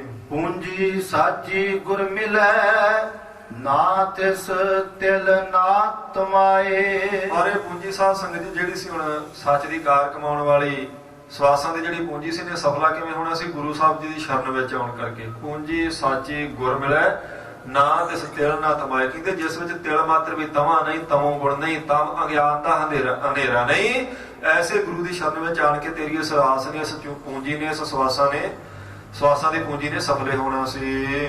ਗੁਰਮੁਖ ਤੋਲ ਤੁਲਾਏ ਸੀ, ਸੱਚ ਤਰਾਜੀ ਤੋਲ। ਪੂਰਾ ਗੁਰੂ ਜਿਹੜਾ ਸਾਧ ਸੰਗਤ ਦੀ ਅਸਲ ਵਿੱਚ ਬੁੱਧੀ ਰੂਪ ਤਕੜੀ ਵਿੱਚ ਵਿਚਾਰ ਦੇ ਵੱਟੇ ਨਾਲ ਉਹ ਸੱਚ ਦੇ ਤੋਲ ਨੂੰ ਤੋਲਦਾ। ਇਸ ਕਰਕੇ ਕਹਿੰਦੇ ਪੂਰੇ ਗੁਰੂ ਦੀ ਸ਼ਰਨ ਵਿੱਚ ਆ। ਇੱਥੇ ਇੱਕ ਇੱਕ ਗੁਣ ਜਿਹੜਾ ਪ੍ਰਮਾਤਮਾ ਦਾ ਸੱਚ ਦੇ ਵੱਟੇ ਨਾਲ ਤੋਲ ਕੇ ਆਪਣੀ ਬੁੱਧੀ 'ਚ ਉਹਨੂੰ ਬਿਠਾ, ਸੱਚ ਦੇ ਵਿਚਾਰ ਦੀ ਸਾਧ ਸੰਗਤ ਜੀ ਤਕੜੀ 'ਚ ਪਾ ਕੇ। ਵਿਚਾਰ ਕਿਹੜੀ ਆ? ਜਿਹੜੀ ਗੁਰੂ ਤੋਂ ਉੱਪਰ ਨਹੀਂ, ਗੁਰੂ ਦੀ ਮੱਤ ਦੇ ਥੱਲੇ ਰੱਖ ਕੇ ਆਪਣੀ ਮੱਤ ਨੂੰ। ਫਿਰ ਕਹਿੰਦੇ ਨੇ ਵਿਚਾਰ ਦੇ ਵੱਟੇ ਨਾਲ ਬੁੱਧੀ ਦੀ ਤਕੜੀ ਵਿੱਚ ਗੁਰੂ ਸਾਹਿਬ ਜੀ ਦੇ ਇੱਕ ਇੱਕ ਗੁਣ ਨੂੰ ਤੋਲ ਤੋਲ ਕੇ ਆਪਣੇ ਅੰਦਰ ਰੱਖੀ ਚੱਲ। ਭਈ ਔਗਣ ਕਿੰਨੇ ਤੇ ਗੁਣ ਕਿੰਨੇ ਆ, ਆਪਣੇ ਅੰਦਰ ਝਾਤੀ ਮਾਰ ਕੇ ਗੁਣਾਂ ਨੂੰ ਇਕੱਤਰ ਕਰ ਤੂੰ। ਆਸਾ ਮਨਸਾ ਮੋਹਣੀ, ਗੁਰ ਠਾਕੀ ਸੱਚ ਬੋਲ। ਆਸਾ ਕਹਿੰਦੇ ਸਾਧ ਸੰਗਤ ਜੀ ਸੰਕਲਪਾਂ ਨੂੰ, ਵਿਚਾਰ ਦੇ ਫੁਰਨ ਨੂੰ, ਤੇ ਮਨਸਾ ਕਹਿੰਦੇ ਨੇ ਬੁੱਧੀ ਨੂੰ। ਆਸਾ ਮਨਸਾ, ਜਿਹੜੀ ਮਨਸਾ ਬੁੱਧੀ ਵਿੱਚ ਸਾਧ ਸੰਗਤ ਜੀ ਪਦਾਰਥਾਂ ਦੀ ਆਸਾ ਉੱਠਣੀ ਆ, ਜਿਹੜਾ ਪਦਾਰਥਾਂ ਦਾ ਸੰਕਲਪ ਫੁਰਨਾ ਸਾਡੀ ਬੁੱਧੀ ਵਿੱਚ। ਆਸਾ ਮਨਸਾ ਮੋਹਣੀ ਕਹਿੰਦੇ ਮਨ ਨੂੰ ਮੋਹ ਲੈਣ ਵਾਲੀ ਹਰ ਆਸਾ ਜਿਹੜੀ ਆ, ਜੋ ਵੀ ਸਾਡੀ ਬੁੱਧੀ ਚ ਸਾਧ ਸੰਗਤ ਜੀ ਸੰਕਲਪ ਉੱਠਦਾ ਨਾ, ਪਦਾਰਥਾਂ ਦੀ ਪ੍ਰਾਪਤੀ ਦਾ, ਮਾਣ ਵਡਿਆਈ ਦਾ, ਮਾਇਆ ਦੀ ਪ੍ਰਾਪਤੀ ਦਾ, ਕਹਿੰਦੇ ਨੇ ਅਸਲ ਵਿੱਚ ਹਰ ਸੰਕਲਪ ਹੀ ਤੇਰਾ ਮਨ ਨੂੰ ਮੋਹ ਲੈਣ ਵਾਲਾ। ਇਸੇ ਕਰਕੇ ਤੇਰਾ ਮਨ ਇਸ ਆਸਾ ਮਨਸਾ ਦੇ ਵਿੱਚ ਮੋਹਿਆ ਹੋਇਆ ਪ੍ਰਮਾਤਮਾ ਦੇ ਨੇੜੇ ਨਹੀਂ ਜਾ ਸਕਦਾ। ਪਰ ਜਦੋਂ ਗੁਰੂ ਦੀ ਸ਼ਰਨ ਵਿੱਚ ਆਵੇਂਗਾ ਫਿਰ ਕੀ ਕਿਰਪਾ ਵਰਤੇਗੀ? ਗੁਰ ਠਾਕੀ ਸੱਚ ਬੋਲ। ਠਾਕੀ ਹੁੰਦਾ ਰੋਕਣਾ। ਕਹਿੰਦੇ ਗੁਰੂ ਸਾਹਿਬ ਜੀ ਦਾ ਤੇ ਇੱਕ ਬੋਲ ਹੀ ਰੋਕ ਦੇਵੇਗਾ ਤੇਰੀ ਉਸ ਜਿਹੜੀ ਮਨਸਾ ਨਾ ਮਨ ਚ ਉੱਠਣ ਵਾਲੀ, ਤੇਰੀ ਬੁੱਧੀ ਚ ਜਿਹੜਾ ਸੰਕਲਪ ਉੱਠਣ ਵਾਲਾ, ਗੁਰੂ ਦਾ ਇੱਕ ਬਚਨ ਉਹਨੂੰ ਰੋਕ ਦੇਵੇਗਾ। ਜਿਹੜਾ ਬਚਨ, ਜਿਹੜਾ ਸੰਕਲਪ ਤੈਨੂੰ ਮਹਾਰਾਜ ਦੇ ਨੇੜੇ ਨਹੀਂ ਜਾਣ ਦਿੰਦਾ, ਮਹਾਰਾਜ ਦੇ ਇੱਕ ਹੀ ਬਚਨ ਦੀ ਤੂੰ ਕਮਾਈ ਕਰ ਲੈ ਤੇ ਉਹ ਰੁਕਾਵਟ ਪਾ ਦੇਗਾ ਉਹਨਾਂ ਸੰਕਲਪਾਂ ਵਿੱਚ। ਸੰਕਲਪ ਵਿਕਲਪ ਉੱਠਣੋਂ ਹਟ ਜਾਣਗੇ। ਜਿਹੜੀ ਤੇਰੀ ਆਸਾ ਮਨਸਾ ਨਾ ਬੁੱਧੀ ਵਿੱਚ ਆਸਾ ਉੱਠਣੀ ਪਦਾਰਥਾਂ ਦੀ, ਇਹ ਗੁਰੂ ਸਾਹਿਬ ਜੀ ਦੇ ਇੱਕ ਬਚਨ ਦੀ ਕਮਾਈ ਕਰਨ ਕਰਕੇ ਹੀ ਰੁਕ ਜਾਵੇਗੀ। ਆਪ ਤੁਲਾਏ ਤੋਲ ਸੀ, ਪੂਰੇ ਪੂਰਾ ਤੋਲ। ਕਿਉਂਕਿ ਸੁਭ ਗੁਣਾਂ ਨੂੰ ਸਾਧ ਸੰਗਤ ਜੀ ਹਿਰਦੇ ਵਿੱਚ ਤੋਲ ਕੇ ਟਿਕਾਉਣ ਵਾਲਾ ਆਪ ਆ ਅਕਾਲ ਪੁਰਖ ਵਾਹਿਗੁਰੂ, ਤੇ ਉਹਦਾ ਤੋਲਿਆ ਤੋਲ ਜਿਹੜਾ ਸਦਾ ਹੀ ਪੂਰਾ ਨਿਕਲਦਾ। ਭਾਵੇਂ ਇੱਥੇ ਸੰਸਾਰ ਤੇ ਤੋਲਿਆ ਜਾਵੇ ਗੁਰਮੁਖਾਂ ਦੇ ਤੋਲ ਨੂੰ, ਇੱਥੇ ਵੀ ਪੂਰਾ ਹੀ ਨਿਕਲੇਗਾ। ਇੱਥੇ ਵੀ ਉਹਨਾਂ ਦੀ ਵਡਿਆਈ ਤੇ ਉਹਨਾਂ ਨੂੰ ਬਖਸ਼ਿਸ਼ ਹੋਏ ਸ਼ੁਭ ਗੁਣਾਂ ਦੇ ਤੋਲ ਨੂੰ ਜਦੋਂ ਪ੍ਰਲੋਕ ਵਿੱਚ ਤੋਲਿਆ ਜਾਵੇਗਾ, ਕਹਿੰਦੇ ਗੁਰੂ ਨੇ ਕਿਰਪਾ ਕੀਤੀ ਆ। ਸੱਚੇ ਦਾ ਤੋਲ ਪੂਰਾ, ਉੱਥੇ ਵੀ ਪੂਰਾ ਨਿਕਲਣਾ ਤੇ ਇੱਥੇ ਵੀ ਪੂਰਾ ਹੀ ਆ। ਦੋਵਾਂ ਲੋਕਾਂ ਵਿੱਚ ਹੀ ਵਡਿਆਈ ਦਿਵਾਉਂਦਾ ਉਹ ਜੀ। ਕਥਨੇ ਕਹਿਣ ਨਾ ਛੁੱਟੀ ਹੈ, ਨਾ ਪੜ ਪੁਸਤਕ ਭਾਰ। ਕਹਿੰਦੇ ਸਿਰਫ ਗੱਲਾਂ ਕਰਨ ਨਾਲ ਨਹੀਂ ਬੰਦਾ ਸੁੱਟ ਸਕਦਾ। ਵੀ ਕਹਿਣੀਆਂ ਤੇ ਸਾਧ ਸੰਗਤ ਜੀ ਚੰਗੀਆਂ ਹੋਣ ਬੰਦੇ ਦੀਆਂ ਤੇ ਕਰਨੀ ਨਾ ਚੰਗੀ ਹੋਵੇ, ਕਹਿੰਦੇ ਇਹਦੇ ਨਾਲ ਛਿਟਕਾਰਾ ਨਹੀਂ। ਅਸਲ ਵਿੱਚ ਕਰਨੀ ਵੀ ਕਹਿਣੀ ਦੇ ਨਾਲ ਸਾਧ ਸੰਗਤ ਜੀ ਮਿਲੀ ਹੋਣੀ ਚਾਹੀਦੀ ਹੈ। ਕਥਨੀ ਕਹਿਣ ਨਾ ਛੁੱਟ ਗਿਆ, ਨਾ ਪੜ ਪੁਸਤਕ ਭਾਰ। ਕਹਿੰਦੇ ਪੁਸਤਕਾਂ ਦੇ ਭਾਰ ਲੱਦ ਕੇ ਊਠਾਂ ਦੇ ਊਠ ਤੇ ਉਹਨਾਂ ਸਾਰੀਆਂ ਪੁਸਤਕਾਂ ਨੂੰ ਪੜ ਵੀ ਲਿਆ ਹੋਵੇ, ਜੇ ਸਿਧਾਂਤ ਨਹੀਂ ਸਾਧ ਸੰਗਤ ਜੀ ਉਹਨਾਂ ਦਾ ਅੰਦਰ ਵਸਾਇਆ, ਤੇ ਕਹਿੰਦੇ ਨੇ ਪਾਰ ਉਤਾਰਾ ਨਾ ਤੇਰਾ ਹੋਵੇਗਾ। ਪਾਠ ਪੜੇ ਵਰ ਵੇਦ ਵਿਚਾਰਿਓ, ਨਿਵਰ ਭੁੰਗਮ ਸਾਧੇ, ਪੰਜ ਜਨਾ ਸੇ ਸੰਗ ਨਾ ਛੁਟਕਿਓ, ਅਧਿਕ ਅਹੰ ਬੁੱਧ ਬਾਧੇ। ਪਿਆਰੇ ਇਨ ਵਿਦ ਮਿਲ ਨਾ ਜਾਈ, ਮੈਂ ਕੀਏ ਕਰਮ ਅਨੇਕਾ, ਹਾਰ ਪਰਿਓ ਸੁਆਮੀ ਕੇ ਦੁਆਰੇ ਦੀਜੈ ਬੁੱਧ ਬਵੇਕਾ। ਮਹਾਰਾਜ ਮੈਂ ਧਿਆਰ ਕੇ ਤੁਹਾਡੇ ਦੁਆਰੇ ਤੇ ਆਇਆ, ਕੋਈ ਆਪਣੀਆਂ ਕਥਨੀਆਂ ਤੇ ਕਹਿਣੀਆਂ ਨਾਲ ਮੈਂ ਪਾਰ ਨਹੀਂ ਜੇ ਉਤਰਨਾ। ਪਾਠ ਪੜਿਓ ਔਰ ਵੇਦ ਵਿਚਾਰਿਓ, ਨਿਵਲ ਭੁੰਗਮ ਸਾਧੇ। ਕਹਿੰਦੇ ਨੇਤੀ ਧੋਤੀ ਵੀ ਕੀਤੀ ਹੈ, ਭੌਂਗਾ ਨਾੜੀ ਦੇ ਵਿੱਚ ਵੀ ਸਾਧ ਸੰਗਤ ਦੀ ਸਵਾਸਾਂ ਨੂੰ ਚਾੜ ਕੇ ਵੇਖ ਲਿਆ, ਬੜੇ ਵੇਦਾਂ ਦੀ ਵਿਚਾਰ ਕੀਤੀ, ਪਾਠ ਵੀ ਬੜੇ ਪੜੇ, ਬੜੀਆਂ ਕਵੀਸ਼ਰੀਆਂ ਵਿਚਾਰ ਕੇ ਵੇਖ ਲਈਆਂ। ਪਰ ਕਹਿੰਦੇ ਨੇ ਪਿਆਰੇ ਇਨ ਵਿਦ ਮਿਲ ਨਾ ਜਾਈ, ਇਹਨਾਂ ਵਿਧੀਆਂ ਕਰਕੇ ਤੂੰ ਮਿਲ ਨਹੀਂ ਸਕੇਗਾ। ਇਹਨਾਂ ਸਿਰਫ ਮੂੰਹ ਦੀਆਂ ਕਥਨੀਆਂ ਕਰਕੇ ਤੇ ਪੁਸਤਕਾਂ ਦੇ ਭਾਰ ਪੜ ਲੈਣ ਕਰਕੇ ਤੇਰਾ ਪਾਰ ਉਤਾਰਾ ਨਹੀਂ। ਜਿੰਨੀ ਦੇਰ ਸਿਧਾਂਤ ਨੂੰ ਅੰਦਰ ਨਹੀਂ ਵਸਾਉਂਦਾ, ਜੇ ਤੇ ਉਹਨਾਂ ਨੂੰ ਪੜ ਕੇ ਸਾਧ ਸੰਗਤ ਜੀ ਉਹਨਾਂ ਦਾ ਸਿਧਾਂਤ ਅੰਦਰ ਵਸਾਇਆ, ਜੇ ਤਦ ਆਪਣੇ ਵਸ ਕੀਤਾ ਫਿਰ ਤਾਂ ਪਾਰ ਉਤਾਰਾ ਹੈ। ਫਿਰ ਪੜਿਆ ਹੋਇਆ ਸਾਧ ਸੰਗਤ ਜੀ ਕੋਈ ਪਾਪ ਨਹੀਂ। ਫਿਰ ਕੋਈ ਕਥਨੀ ਕੀਤੀ ਵੀ ਪਾਪ ਨਹੀਂ। ਪਰ ਜੇ ਕਥਨੀ ਇਕੱਲੀ ਹੈ, ਕਰਨੀ ਨਹੀਂ, ਜੇ ਸਿਰਫ ਪੁਸਤਕਾਂ ਨੂੰ ਪੜ੍ਹ ਲਿਆ ਤੇ ਪੜ੍ਹ ਕੇ ਹੰਕਾਰ ਅੰਦਰ ਲਿਆਂਦਾ ਵੀ ਮੈਂ ਬਹੁਤ ਵੱਡਾ ਵਿਦਵਾਨ ਆ, ਤੇ ਵਿਦਵਤਾ ਦਾ ਸਾਧ ਸੰਗਤ ਦੀ ਮਾਣ ਕੀਤਾ, ਤਤ ਸਿਧਾਂਤ ਅੰਦਰ ਨਾ ਵਸਾਇਆ, ਤੇ ਫਿਰ ਕਹਿੰਦੇ ਤੇਰਾ ਪਾਰ ਉਤਾਰਾ ਨਾ ਹੋਵੇਗਾ। ਕਾਇਆ ਸੋਚ ਨਾ ਪਾਈਐ ਬਿਨ ਹਰ ਭਗਤ ਪਿਆਰ। ਇੱਕ ਸਾਧ ਸੰਗਤ ਜੀ ਅਸਲ ਵਿੱਚ ਧਾਰਮਿਕ ਦੁਨੀਆ ਵਿੱਚ ਇੱਕ ਬਹੁਤ ਜ਼ਿਆਦਾ ਪਹਿਲਾਂ ਕਰਮਕਾਂਡ ਪ੍ਰਚਲਿਤ ਰਿਹਾ ਤੀਰਥਾਂ ਦੇ ਇਸ਼ਨਾਨ ਕਰਨ ਦਾ। ਤੇ ਹਜੂਰ ਕਹਿੰਦੇ ਨੇ ਕਾਇਆ ਸੋਚ ਨਾ ਪਾਈ। ਪਹਿਲਾਂ ਆਖਿਆ ਸੀ ਇਕੱਲੇ ਕਹਿਣ ਨਾਲ ਤੇਰੀ ਗੱਲ ਨਹੀਂ ਬਣਨੀ ਗੁਰਮੁਖਾ, ਜੇ ਬਹੁਤ ਜ਼ਿਆਦਾ ਵਿਦਵਾਨ ਵੀ ਬਣ ਜਾਵੇਂ, ਬਹੁਤ ਸਾਰੀਆਂ ਪੁਸਤਕਾਂ ਪੜ੍ਹ ਦਵੇਂ, ਭਾਰਾਂ ਦੇ ਭਾਰ ਪੁਸਤਕਾਂ ਦੇ ਪੜ੍ਹੇ ਹੋਣ ਤੇ ਜ਼ਬਾਨੀ ਵੀ ਚੇਤੇ ਕੀਤੇ ਹੋਣ, ਤਾਂ ਵੀ ਤੇਰਾ ਪਾਰ ਉਤਾਰਾ ਨਹੀਂ। ਫਿਰ ਤੀਸਰਾ ਸੀ ਸਾਧ ਸੰਗਤ ਜੀ ਜਿਹੜਾ ਬਹੁਤਾ ਕਰਮ ਪ੍ਰਚਲਿਤ ਸੀ, ਉਹ ਸੀ ਇਸ਼ਨਾਨ ਕਰਨਾ। ਹਜੂਰ ਕਹਿੰਦੇ ਨੇ ਕਾਇਆ ਸੋਚ ਨਾ ਪਾਈਏ। ਪ੍ਰਮਾਤਮਾ ਦੀ ਪ੍ਰਾਪਤੀ ਕਾਇਆ ਦੀ ਸੋਚ ਪਵਿੱਤਰਤਾ ਕੀਤਿਆਂ ਨਹੀਂ ਹੋਣੀ। ਹੁਣ ਕਾਇਆ ਦੀ ਸੋਚ ਪਵਿੱਤਰਤਾ ਦਾ ਕੁਝ ਮੁੱਲ ਗੁਰਮਤਿ ਵਿੱਚ ਸਾਧ ਸੰਗਤ ਜੀ ਹੈ ਕਿ ਨਹੀਂ, ਇਹ ਆਪਾਂ ਥੋੜਾ ਕਿੱਥੇ ਵਿਚਾਰਾਂਗੇ। ਕਿਉਂਕਿ ਕੋਈ ਸਮਾਂ ਸੀ ਜਦੋਂ ਤੀਰਥਾਂ ਦੇ ਇਸ਼ਨਾਨ ਕਰਨ ਦੀ ਬਹੁਤੀ ਜ਼ਿਆਦਾ ਸਾਧ ਸੰਗਤ ਜੀ ਪ੍ਰਚਲਿਤ ਰੀਤੀ ਸੀ ਵੀ ਤੀਰਥਾਂ ਤੇ ਇਸ਼ਨਾਨ ਕੀਤਾ ਤੇ ਸਮਝ ਲਿਆ ਮੇਰੇ ਸਾਰੇ ਪਾਪ ਉਤਰ ਗਏ, ਰੱਬ ਮੈਨੂੰ ਮਿਲ ਪਵੇਗਾ। ਹਜੂਰ ਨੇ ਆਖਿਆ ਗੁਰਮੁਖਾ ਏਦਾਂ ਵੀ ਗੱਲ ਨਹੀਂ ਬਣਨੀ। ਪਾਪ ਕਰੇ ਪੰਚਾਂ ਕੇ ਬਾਸਰੇ, ਤੀਰਥ ਨਾਏ ਕਹੇ ਸਭ ਉਤਰੇ। ਕਹਿੰਦੇ ਪਹਿਲਾਂ ਤਾਂ ਪੰਜਾਂ ਵਕਾਰਾਂ ਦੇ ਵਸ ਪਿਆ, ਪਾਪ ਕਰਦਾ ਰੱਜ ਕੇ, ਉਦੋਂ ਤੂੰ ਸੰਗਦਾ ਨਹੀਂ ਮਾਸਾ ਵੀ। ਫਿਰ ਜਾ ਕੇ ਸਾਲ 'ਚ ਇੱਕ ਵਾਰੀ ਤੀਰਥਾਂ ਤੇ ਚੁਭੀ ਮਾਰ ਉਹਨਾਂ ਤੇ ਕਹਿੰਦਾ ਉਤਰ ਗਏ ਜੀ, ਸਾਰੇ ਉਤਰ ਗਏ। ਆਪੇ ਹੀ ਕਹਿੰਦਾ ਨਾ ਤੇਰੇ ਮਨ ਤੋਂ ਪਾਪਾਂ ਦਾ ਬੋਝ ਉਤਰ ਗਿਆ। ਕੋਈ ਤੇਰੇ ਕੋਲ ਇਸ ਗੱਲ ਦਾ ਅਨੁਭਵ ਹੈ?